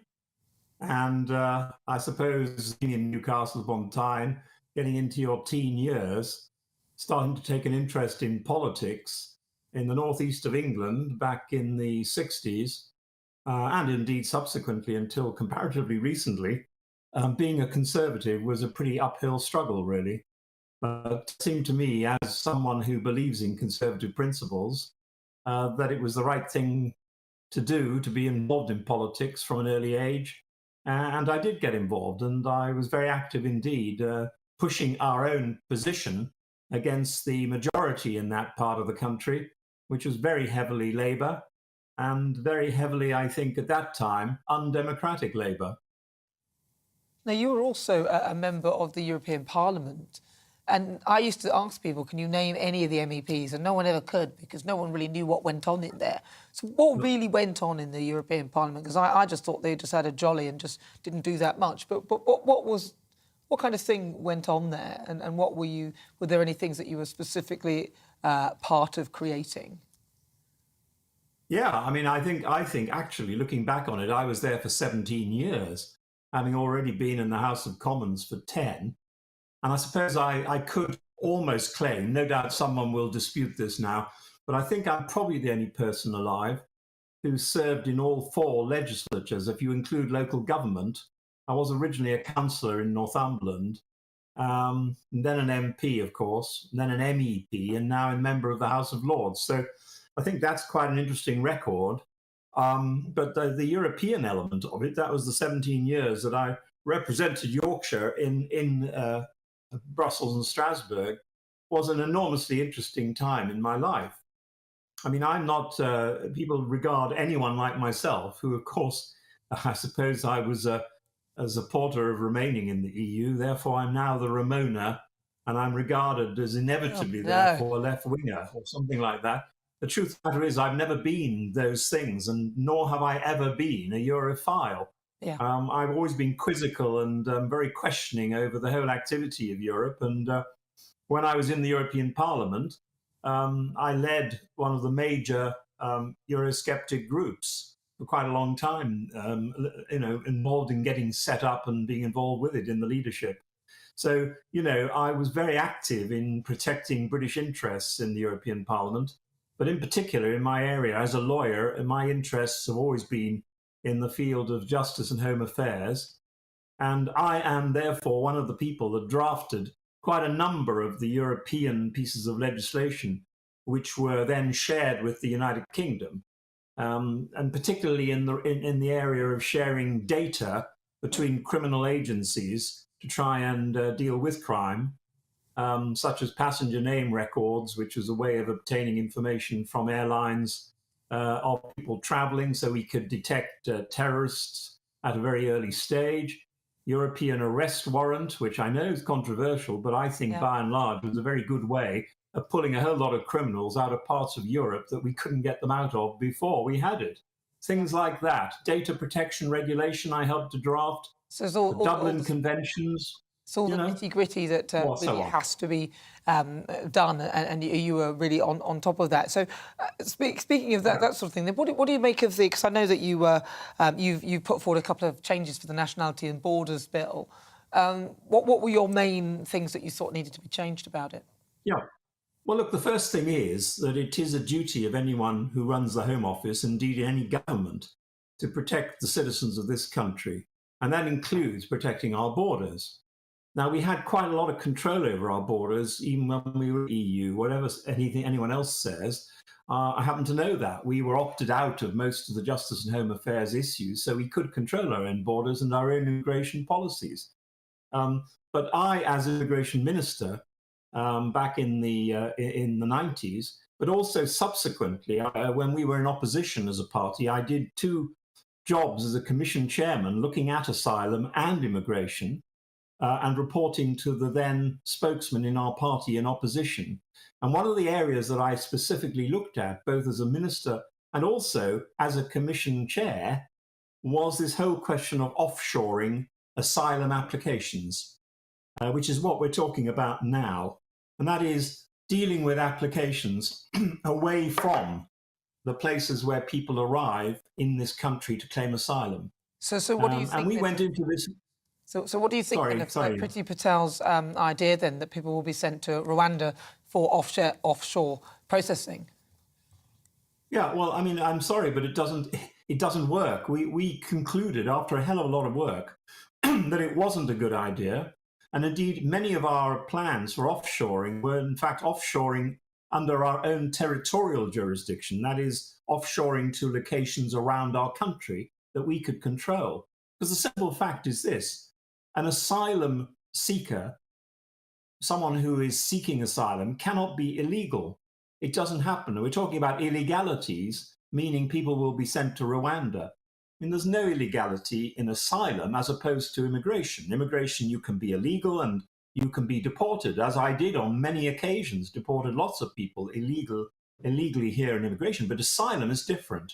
And under the international law, a person can decide or not decide to claim asylum anywhere. If they claim asylum when they come to this country, then it's our duty to deal with it, not to send it to Rwanda. The sheer cost of it all, incidentally, Nana, is enormous. But when you said, Timothy, when you said that it didn't work when the offshoring was in this country, I don't think it would work. But if it's to say, to sort of create almost a deterrent so people don't really want to go there for processing, then there's nothing really wrong with Rwanda. Rwanda is another country somewhere else, and it means that people will come here but then be sent to somewhere else. The idea is a deterrent, surely. We simply don't want people to take the journey across the channel. We don't want them to do that.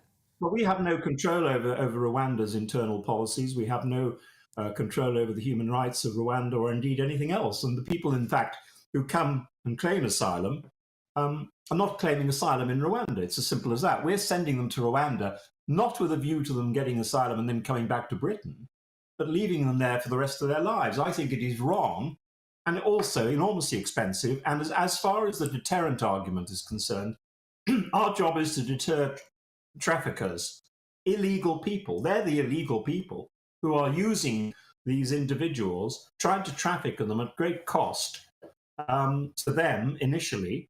But then these are the illegals we need to tackle. And the best way to tackle them, in my view, is to go in and root them out. We can find them on the continent. We can find them elsewhere, further afield. But it's not, in my view, to then deteriorate the position of these sad individuals. Well, what about, I don't think that's what we should be doing. What about if, because I think one of the reasons is why it's a bad idea. I think it's a good idea, but the reason it might work as a deterrent, but it's slightly unfair. would be that there's no other way that people can claim asylum other than actually be in the country. So would it be an idea that perhaps the British could use their embassies around the world where people could try and seek asylum and apply at the embassies that already exist around the world, and also then keep that policy if you come via this route that you may end up being processed in Rwanda, that way giving people an opportunity to actually apply in the country that they're in an embassy, and then we can process it there. Is that not something that the government are considering? I think, well, I don't know whether the government are considering it. They don't seem to say very much of what they're doing until they do it. Because the Nationality Bill raised this question of offshoring in January. Ministers' replies have always been to deny effectively any particular plans, but all the time they were planning the Rwandan deals. I mean, the truth of the matter is we don't know what they're doing, but certainly you can claim asylum in one of our embassies, wherever they are in the world, are actually part of this country. So you can apply, you can do, and we do need more safe and legal routes, there's no doubt about it. So I'm surprised they don't do that then. And yes, the Rwanda plan as well, I think that'd probably be OK, but as long as there's another safe and ineffective route. So since you've obviously been very busy in the field of immigration, do you think that you've served both as an MEP and an MEP, and those roles were different and lots of different challenges. So now what are you getting up to, and where would we find the work that you're doing now? Or have you retired? No, I've joined the new Parliamentary Assembly, Interparliamentary Assembly between the UK and the EU, which was part of the agreement on when we left the EU, that we would have parliamentarians from the European Parliament and our own. And I'm a member of that. We're going to have a first meeting in a couple of time in Brussels. I'm really hoping that we're going of it. Left the EU. I think everybody's on record as saying that it's still important for us to maintain good relations with the EU countries. And I think that this assembly is a very good example of how we can do that if we take a positive attitude. I mean, some of my colleagues on this assembly have indicated more negative intentions, but it seems to me that actually it is an amazing opportunity for us to at least keep relationships on a sensible footing, because whatever one thinks about Europe and our position and so on in relation to the EU, I think we have to agree that there are going to be a lot of challenges ahead. There are challenges right now with Ukraine and everything else, where we do need to be on, I think, good terms with our neighbours in Europe. And, again, immigration was another example where I think if we were on better terms with the French and a few others, maybe we wouldn't be having to do what the government say we should do now. Well, Lord Hope, your signal is going a little bit, but it's been really, really good to talk to you. Thank you so much for your thoughts and your views, and really good to talk to you on Outside. That is Lord Timothy Kirkhope. He is the Conservative peer and former Immigration Minister. Right, so we're talking about a great British debate this hour. I asked, should civil servants get back to the office? Lots of you have been getting in touch with your thoughts. Daniel says, I also worked from home and was more productive because I didn't have to attend all the networking rubbish. Plus, I was more relaxed, not worrying about the darn commute. Paul says, how are the young going to learn a job if no one is at the office to teach them? Are they going to go around everyone's house for training and intersocial learning skills? Jacob is 100% correct. Jill says, I don't get it. Since when did employees dictate to employers when and where they work? I know what's happened. And if you did that back in the day, you'd sort of get fired. That wouldn't happen.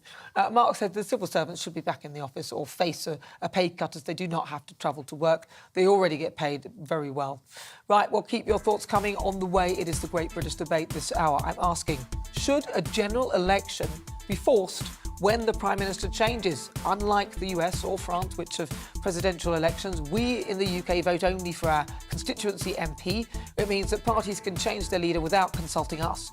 But given so many of us make our decisions based on party leaders, I'm asking whether a general election should be forced when the Prime Minister changes. First, let's get some weather. Looking ahead to this evening's weather, and the UK is looking fine and sunny for many, though a few showers for northern England. Let's take a look at the details. In the southwest, there will still be a little showery rain lingering over the Isles of Scilly. Otherwise, it should be dry with some sunshine to end the day. Meanwhile, over in the southeast and around London, there'll be very little, if any, cloud around us. Temperatures will be in the mid-Celsius. If we head over to Wales, you can see it's also going to be a fine evening here with plenty of late sunshine. Meanwhile, there will be a few late showers for parts of northwest England, and these may also clip parts of the West Midlands too. These are going to die out through the evening. Towards the northeast coast, there will be some murky low cloud feeding in on the onshore breeze. Further inland, things should stay fine, with some sunshine lingering through to end the day. 1 or 2 showers are possible for southern and southwestern parts of Scotland later. Otherwise, though, it will be a dry evening with variable amounts of cloud and sunny breaks. Across in Northern Ireland, it will be fine to end the day with plenty of late sunshine. The brisk breeze should have eased as well, with light winds tonight. Looking at the UK overnight, and any showers will die out with a touch of frost in rural northern spots. And that's how the weather is shaping up overnight into tomorrow. My name's Tom Harwood, and every weekday we bring you The Briefing live from 9:30 a.m. The stories, analysis and live debate that you need to hear. Quite right, Tom, of course. Was this something that has been considered at all? Difficult to answer. Gas-guzzling helicopters circling. Noise is being made here. Joe Biden walking out. Thank you very much for joining us. Don't miss it. The Briefing with me, Tom Harwood, Monday to Friday, 9:30 a.m. on GB News.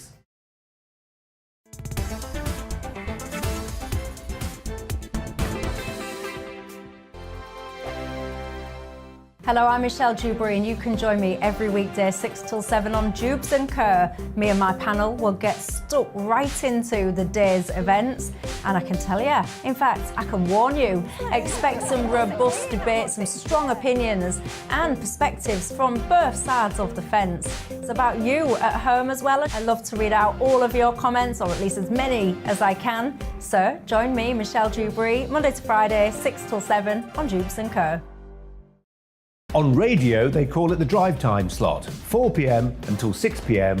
as listeners head home. It's that part of the schedule when the dust of the day's events begin to clarify, and we try to make sense of it for you. Brazier is drive time for radio and TV. It's fast, it's punchy, it's opinionated, there's a Brazier angle and a little bit of levity. That's the question. That's 2 questions, actually. That's Brazier, Monday to Thursday, 4 till 6 on GB News. Hello, I'm Patrick Christie's. And I'm Mercy Moroki. Make sure that you join us Monday to Thursday, 10 a.m. until midday, right here on GB News for To The Point.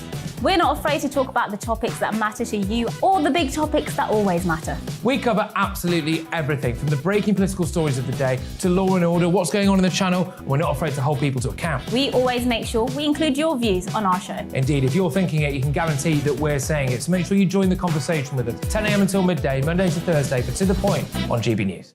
I'm Dan Wootton. Join me Monday to Thursday from 9 to 11 for the feistiest and most fun news debate on TV, where free speech reigns. I'll bring you a sharp take on the day's biggest stories, bombshell newsmaker interviews, and A-list guests. And I guarantee you, no spin, no bias, no censorship, and no reason to go to bed. That's Dan Wootton tonight, Monday to Thursdays from 9 on GB News.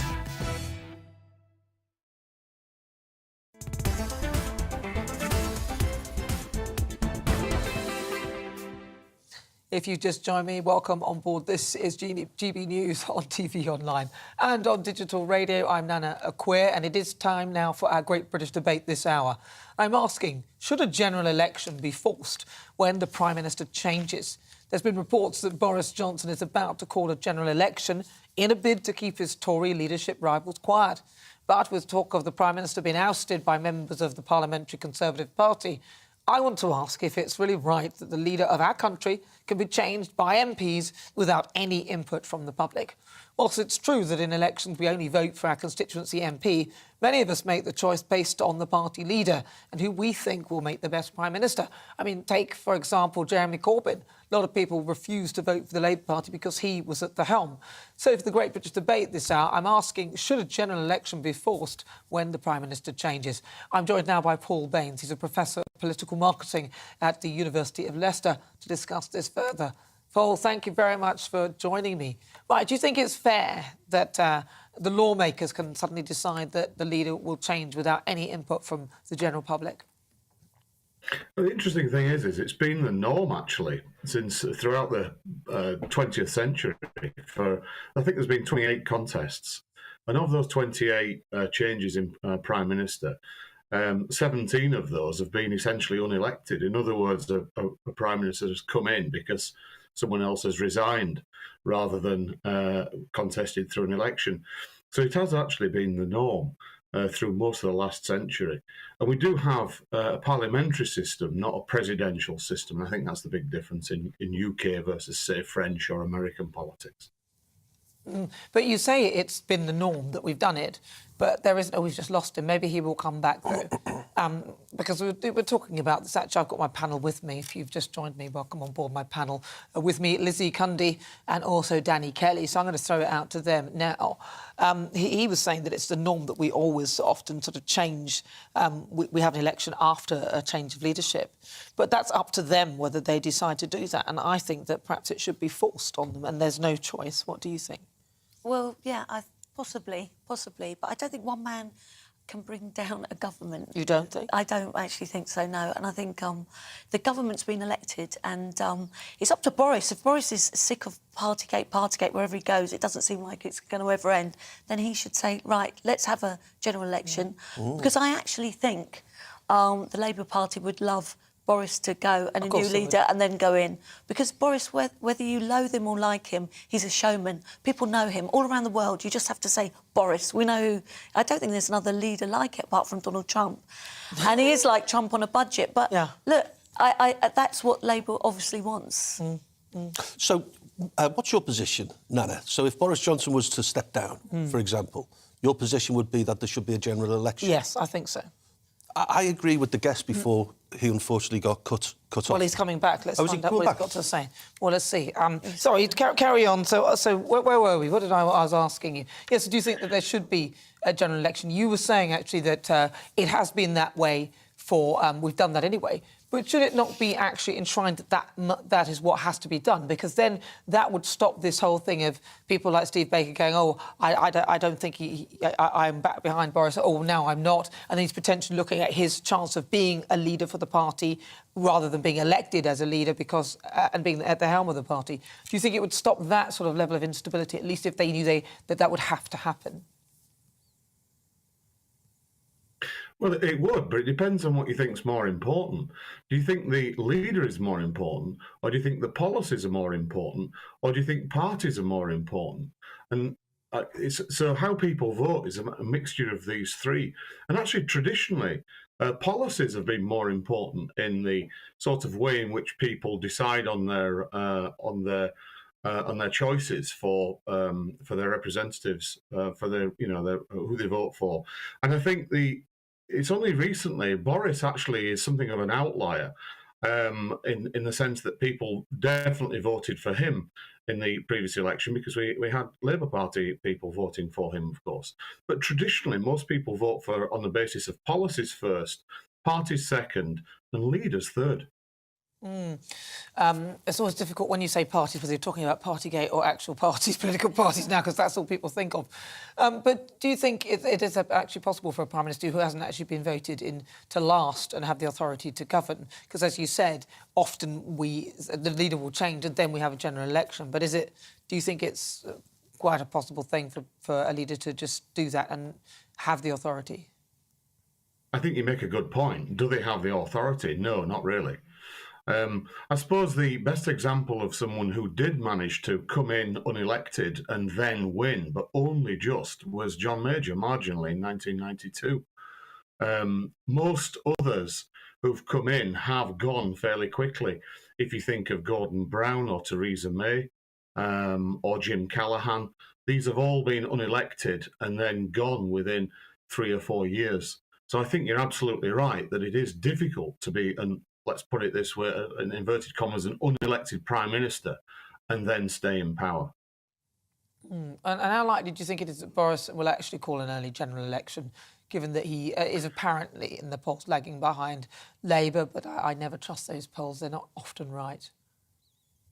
Well, I think it's highly unlikely he will call a general election, highly unlikely, because if one were called at the moment, the chances are that it would be a hung parliament. and he would reduce his majority, a significant majority. So effectively, he would be making the same mistake as Theresa May did if he called an election now.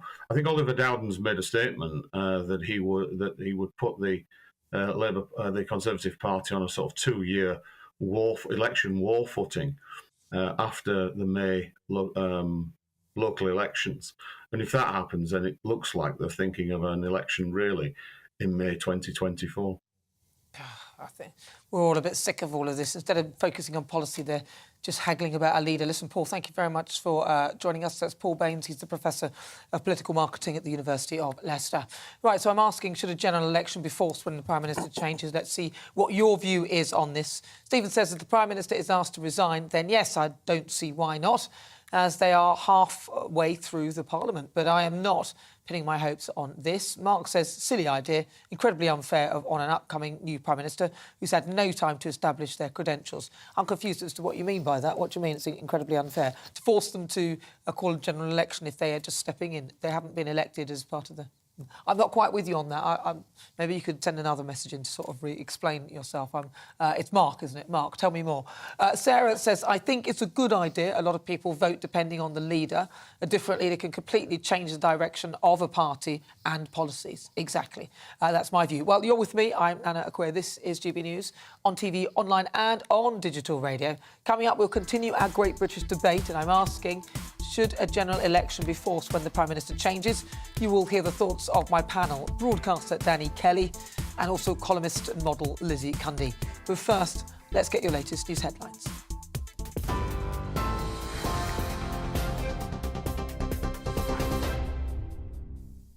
It's 5:33. I'm Ray Addison in the GB newsroom. Boris Johnson has defended Angela Rayner and accused some Conservative MPs of misogyny over claims that she attempts to distract him during Prime Minister's questions. An article published in the Mail on Sunday cites claims by unnamed Tory politicians that the Deputy Labour leader deliberately crosses and uncrosses her legs in the Commons. Angela Rayner accused MPs of using anonymous briefings to spread desperate, perverted smears. The UK's Trade Policy Minister, Penny Mordaunt, has told GB News there's some indication the government's new immigration deal with Rwanda is already having a deterrent effect. The deal will see asylum seekers who cross the channel in small boats sent for processing in Rwanda, where they'll have the right to apply to live. As Ukrainians try to celebrate Orthodox Easter Sunday, the governor of Luhansk says a number of civilians have been killed by Russian shelling. In the Black Sea port Odessa, at least 8 people have been killed as 2 missiles struck 2 residential buildings. Ukraine's Deputy Prime Minister has urged the United Nations to step in and help to agree a ceasefire in Mariupol, along with a humanitarian corridor. In Nigeria, more than 100 people were killed overnight in an explosion at an illegal oil refining depot. The State Commissioner for Petroleum Resources says the fire outbreak occurred at an illegal bunkering site with over 100 people burnt beyond recognition. France is voting on its new president today. The country will decide whether pro-European Union President Emmanuel Macron keeps his job or if so-called far-right candidate Marine Le Pen unseats him. And 10 of the 26 people on board a tour boat that went missing off the coast of Japan have died. That's according to Japanese broadcaster NHK. They were all found during a search for survivors near the northern island of Hokkaido. On TV, online and on DAB+ radio, this is GB News. Now let's get back to Nana.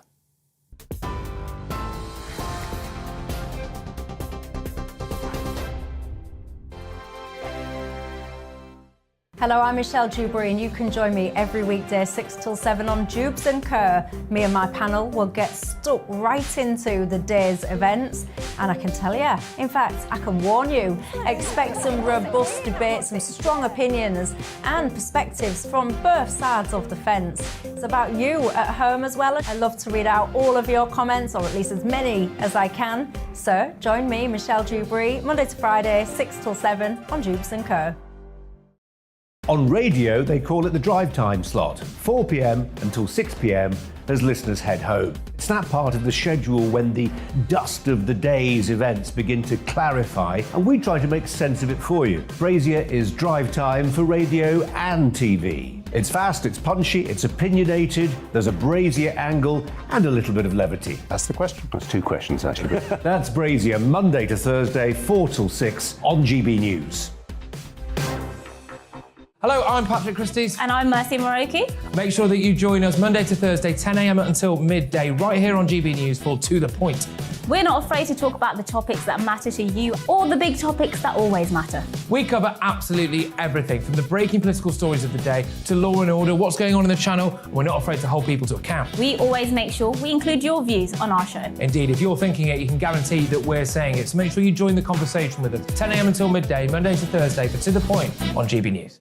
I'm Dan Wootton. Join me Monday to Thursday from 9 to 11 for the feistiest and most fun news debate on TV, where free speech reigns. I'll bring you a sharp take on the day's biggest stories, bombshell newsmaker interviews, and A-list guests. And I guarantee you, no spin, no bias, no censorship, and no reason to go to bed. That's Dan Wootton tonight, Monday to Thursdays from 9 on GB News.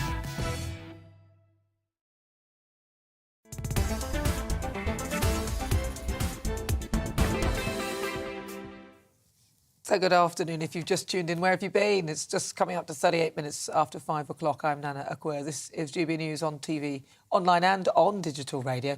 Now let's get back to my Great British Debate this hour. I'm asking, should a general election be forced when the Prime Minister changes? So unlike the US and France, which have presidential elections, we here in the UK, we vote only for our constituency MP, and that means the parties can change their leader without consulting us. But given so many of us make our decisions based on party leaders, I'm asking whether a general election should actually be forced when the Prime Minister changes. So what do you think? Get your thoughts in to us. All you have to do is send us a message, gbviews@gbnews.uk, or tweet us at GBNews. Right, let's see what my panel think about that one. I'm joined right now by broadcaster Danny Kelly and also columnist and model Lizzie Cundy. Right, so Lizzie, should we have to have this sort of this to-ing and froing and thing, because it's going to take, 6 weeks for them to sort out who their leader will be, if this, that and the other, and we've got to go through that. And then they might even call a general election after that. Yeah. Look, the government is elected, and it is down to the Conservative MPs to vote who they produce next. And that's the way it is. I think Boris should throw it out there and say, look, let's do a general election. I really do. Because I think he would actually win. Despite everything Partygate, because he's such a character. People know him. And whatever has gone on with this Partygate, I still think he'll get in. Whether you like him with a or loathe him. majority, of course. Yeah. I think he's in a weak position. I think he would lose some of the 80-odd seats. I think he would win. But I don't think he's in a position, or his strongest position, in order to call an election. Just to get back to the question, so should Boris step down, should there be a general election? I think that's nonsensical, because when you go into the voting booth, you actually have a choice, and it's by party, not by person. So if Boris Johnson were to step down, and then you give the country notice that there's going to be a general election, if you're putting so much emphasis on the individual rather than the party, then you're not being fair to the replacement of Boris Johnson, because you can't have it both ways. Are you voting for the individual, or are you voting for the party? So if the individual steps down, general election, so who's the new individual for that party? What we're saying, the question is whether they should be forced to have a general election.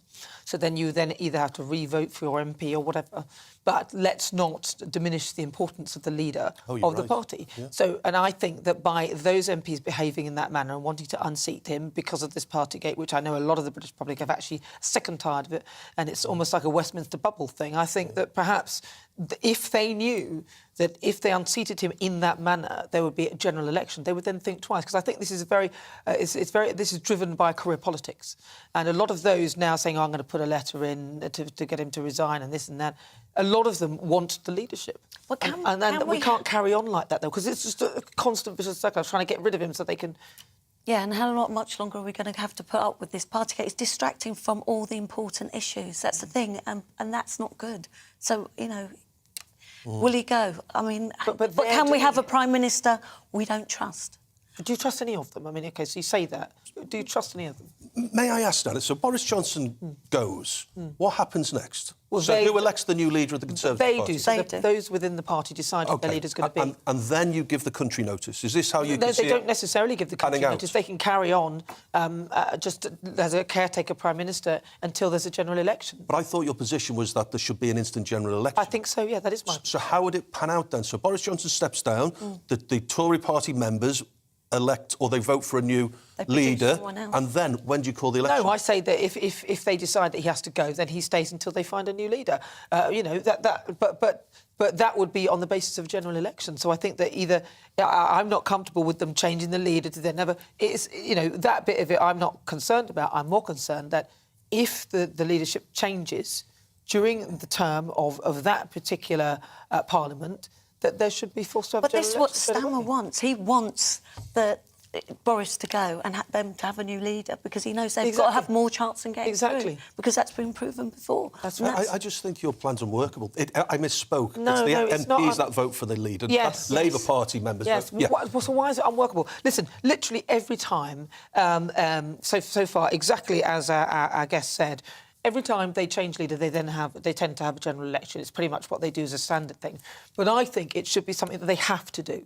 So therefore, they will consider it more carefully and stop messing around with little things like Partygate or issues that actually the general public aren't that focused on. Because I think it will focus their brains on the policies that they are here to instruct, rather than trying to find ways of getting rid of their leader so one of them can be another leader. Because it does seem to me that this is like a whole career politics game where different people want to be leaders if constantly Boris was instead of getting on with it. If he was to step down, which he won't, who would replace him? Well, Let's exactly. be honest, who would replace Boris? But don't you think that's a great question? Because Nana's point is the emphasis is on the my individual. questions are all rubbish, but when Lizzie says something, that's a great question. It's because he likes my shoes. Well, look, I don't get envious. That's good. Listening to him. May I say, It's because you know I'm from Southport originally, and you're... I have a very, very dear friend who's from Barbados who loves you. Her name is Millie from Aston. She's watching, and if you could say hello to her at some point, she's your number one fan. Oh. Getting back to the point in hand, though, I think it's unworkable because the emphasis is on the individual. You need to give that individual... How long would you give he or she, to bed in order to let the constituents understand their personality and their policies? How long would you give them? Well, no, I don't. But that's the point, though. We don't know who they are. We don't know what they're about, which is why I'm saying that if I think political parties will consider things more carefully if they knew that if they're going to get rid of their leader, there will have to be a general election. So whoever they choose, that person will be the person that goes through the general election, and we'll decide whether we want them leading the party in that way. But it's up to the MPs, the Conservatives, to produce someone else. Yes, they must. Yeah, well, they'll have to, yes. Look, I think it's unworkable. I normally agree with everything. You don't ever agree with anything I say. That what are you talking about? Every utterance I normally agree with. But there's such upset in the Conservative Party at the minute. Even, I mean, I've got friends that are Conservative members at the minute, and they're livid at the minute with the local elections because the councillors are being put in without their vote, and which isn't right, because you have to start with the beginning. There's a lot of upset in the Conservative Party. These May elections are going to be pivotal. They are. It's going to be the month of May. No, but on average, generally, when there is the elections in the middle, the parties who are in power don't tend to do that well in them. They do well, but they lose a lot of seats. So will this be any different from any of the others? I don't really think it will be. I think it will just follow the normal pattern that the Conservatives, because they've got such a huge majority anyway, will lose some seats. It won't be as bad as we think, because a lot of people aren't happy with the Labour Party. I mean, you've got Keir Starmer afraid to say the word woman or whatever it is. He's not prepared to say things, that we all know are pretty obvious. You've got a lot of nonsense going on within that party as well. So people will look at this and think, well, actually, who would I rather have? And to be fair, the Conservative Party are behaving like a Labour government anyway. I would... But for Starmer, he would just love for there to be a new Conservative leader. It will be, a tick in the box Boris for Johnson, people either love or loathe. It's simple as that. It's binary. And you can't persuade people who loathe him to like him. Even his fiercest critics can't give him any credit, generally speaking, for what he's doing in Ukraine. But it's a pathological issue for some people. Yeah, but he is a showman, and people enjoy watching him. And, and his sparring, I mean, we're going to talk about in a minute, Angela Rayner. When you watch it, it's kind of entertaining, because he is a showman. Yeah. Like Donald Trump, Trump on a budget. That's what I call him. Well, and then they've got that Sleepy Joe person in charge now. Right, well, this show's nothing without you and your views. See what could happen. Let's welcome one of our great British voices. This is your opportunity to be on the show. Tell us what you really think about the topics that we're discussing. Henry Davis is the author of The Truth About Property, and he's also from Liverpool. So, Henry, what do you think about all of this, then? Should we be forced to have a proper general election if these parties want to just keep changing their leaders in this way? Hiya, Nana. No, I don't think so.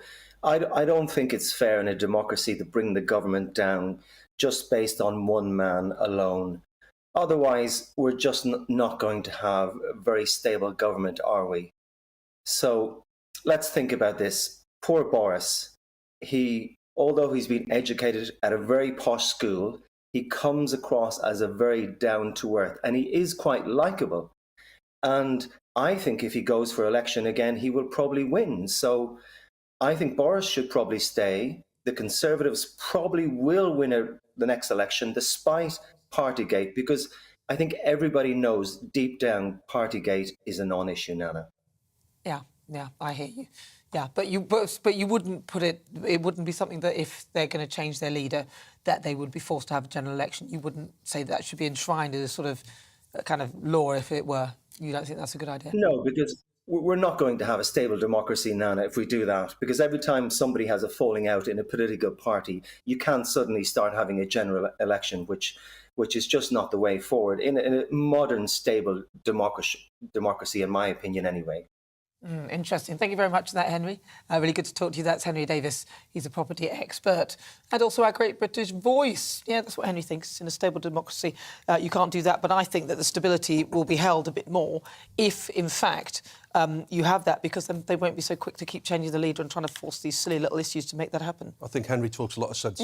I do. He said what I said. One man shouldn't bring down a government. Well, you say that, but one man can. And if you look at people like Donald Trump, you might say differently. One man is very important for the whole thing. Jeremy Corbyn, people would not vote Labour because of him. The government is elected, though, and... Well, that's why I think... But also on the strength of leader, I do believe that you cannot diminish the importance of the leader of the party.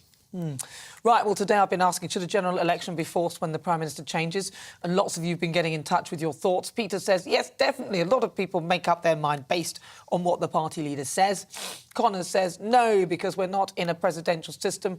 Realistically, if the people dislike the new leader, they'll kick the party out at the next election. Well, that's exactly the point. You're making the point, but you're proving my point. The mandate of the previous election and manifesto of that government should still be respected. Julia says, I absolutely think a general election should be called if Boris leaves, although I would only vote Conservative if Rory Stewart becomes leader, and I certainly won't be voting Labour because of their stance on gender ideology.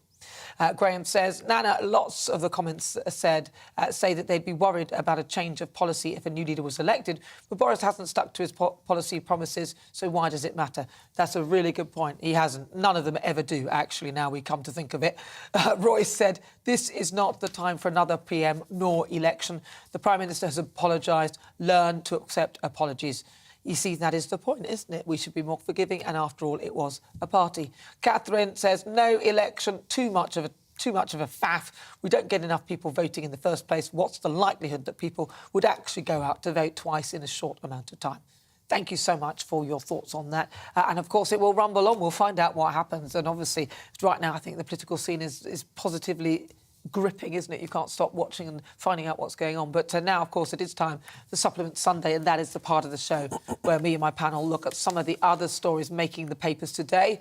So I'm joined, if you've just joined me, with Danny Kelly. He's a broadcaster and a car salesman. Oh, no. And a columnist and model Lizzie Gundy. Right, let's start with Danny. You've got a story about Angela Rayner. Yeah, when I first saw this story this morning, I howled with laughter because all is fair in love and war, and the Commons duels with Boris Johnson. Conservatives claim that Labour Deputy Leader Angela Rayner... Do you know she's a grandmother? She's only 41. Yeah, because she had her first child at 16. Unbelievable, isn't it? Basically, she does a leg crossing, just like she did... What's the name of that movie? Sharon Stone. Yeah, that's it. So what she does is she does a rather... I can't quite do it. Don't do that, because you'll fall off the stool, crack your head open. So basically, she is displaying her inner... But it's not in order really to distract quite- Prime Minister Boris Johnson. It's just not true. It's just not. That's like some sort of misogyny. But then I realised that's an awful thing to say. But what MP gave this story? There's a source. Anonymous, that's And right. it's a Tory one as well. Anonymous, yeah. Tory. But surely that's saying that Boris was off track, not doing very well, because they're making an excuse why is That's that not another a point? great question. That's another great Thank you. point. Oh, Liz, Thank you you're very much. On fire. On fire. Yeah, fire I this get morning. what This they're afternoon. But it does make me sad because this is quite sexist, and I think It is puts. sexist, yeah. I hope it doesn't put women wanting to go into politics. course. Because a lot of people say to me, Well, it wouldn't put me off at all. I'll do the biggest leg cross I can to get what I want, if that's the case. I mean, but it's not. I mean, it's just... Well, it's just ridiculous. I mean, it's to me, that's a non-story. Somebody's looked at that and then come up with something in their brain, maybe some weird fantasy in their head. I don't know what that's about. They That must is be not a news staring story. at Angela Rayner. And imagining something like And that. Maybe not. I just don't... It's just... But it's also saying Boris had an off day, right? So they're not Well, it backing says Boris. Boris is a bit of a perv as well. No, no, he's not. No, I know he's not. No, but it's that's not. the implication. I don't think. Well, the implication may be there in your mind, but I don't think that's where we're going with that. And actually, Boris came out and said that it is actually ludicrous. And I personally admit it. A lot of people calling it. But they're saying there's, misogynistic it's I agree so with you. sexist Lizzie, in I agree with you. Westminster, and I really hope it doesn't put women off. Lizzie, I agree with Thank that. you. Oh, shut up. Thank you, really Daddy. do. Thank you, Daddy. Right, next. This one's about parking, and I'm gonna tell it. OK, so council across England and Wales have been accused of driving elderly people out of the town centres. An investigation by the Mail on Sunday found that almost half of councils use parking ticket machines which take payment by card only, the app thing. And it means that people who aren't comfortable find it difficult to park because they can't use coins or notes. So should we go back to using cash? Lizzie, do you think we should return Yeah, I to the do. cash? I can't bear the apps. I actually got a ticket the other day because I couldn't do it. And I thought, oh, gosh, it was taking so long, I was going to miss my appointment. And especially, my mother, for instance, who's just learnt to text, basically, and get on my Instagram following me, which I'm not happy about. But it is really difficult, and I just think try and make things easier for everyone. Yeah, I mean, they're all great points. Look at it, no, let's not hear you. Lizzie, what's your story? I don't support Everton. Let's hear Lizzie's story, because you've got one about robot rats. Oh, yes, right. I'm having a read about this. Something Yeah. about mice and Robot rats may be unleashed to search for survivors at disaster sites as researchers continue to develop the technology. So this is a mechanic, critter. So I just don't know about this. Robotic rat, can we rely on... Well, I think what they're doing is that they... don't get too bogged down with the word rat. It's like some little ratty robot, and it just gets into really tiny spaces, and there'll be some sort of little tiny camera feeding back to the hub, to the studio, and if there are survivors, it'll be able to get into really tiny, narrow... I think it's amazing. It's amazing, but technology can go wrong, and what happens if... Well, I think if you're being crushed by a building, then you'd rather you had to go at an electronic rat trying to find you, rather than worrying about the technology. That'd be the least of your worries. So if you're trapped in rubble, basically, it means hopefully the little robot rat will find you. Will definitely find you, Danny. A strong We'll be keeping the rubble up. He's over there. There's a stomach-shaped mound of rubble. There he is. Well, listen, on today's show, we've been asking, should civil servants get back to the office? Now, according to our Twitter poll, 89% of you say yes, they should, and just 11% of you say no. You see, so civil servants, they need to return to work, don't they, frankly? I mean, it is a bit of a joke. Some of us can just hang about and just get paid for it and hang people on the phone for a long time and not really do much about it, but anyway. Well, I'm going to a little rant. Well, listen, I've got to say thank you so much to my fabulous panellists. Danny, I'm going to say hello to your friend. Is it Millie? Millie from Aston. Millie from Aston. Over here.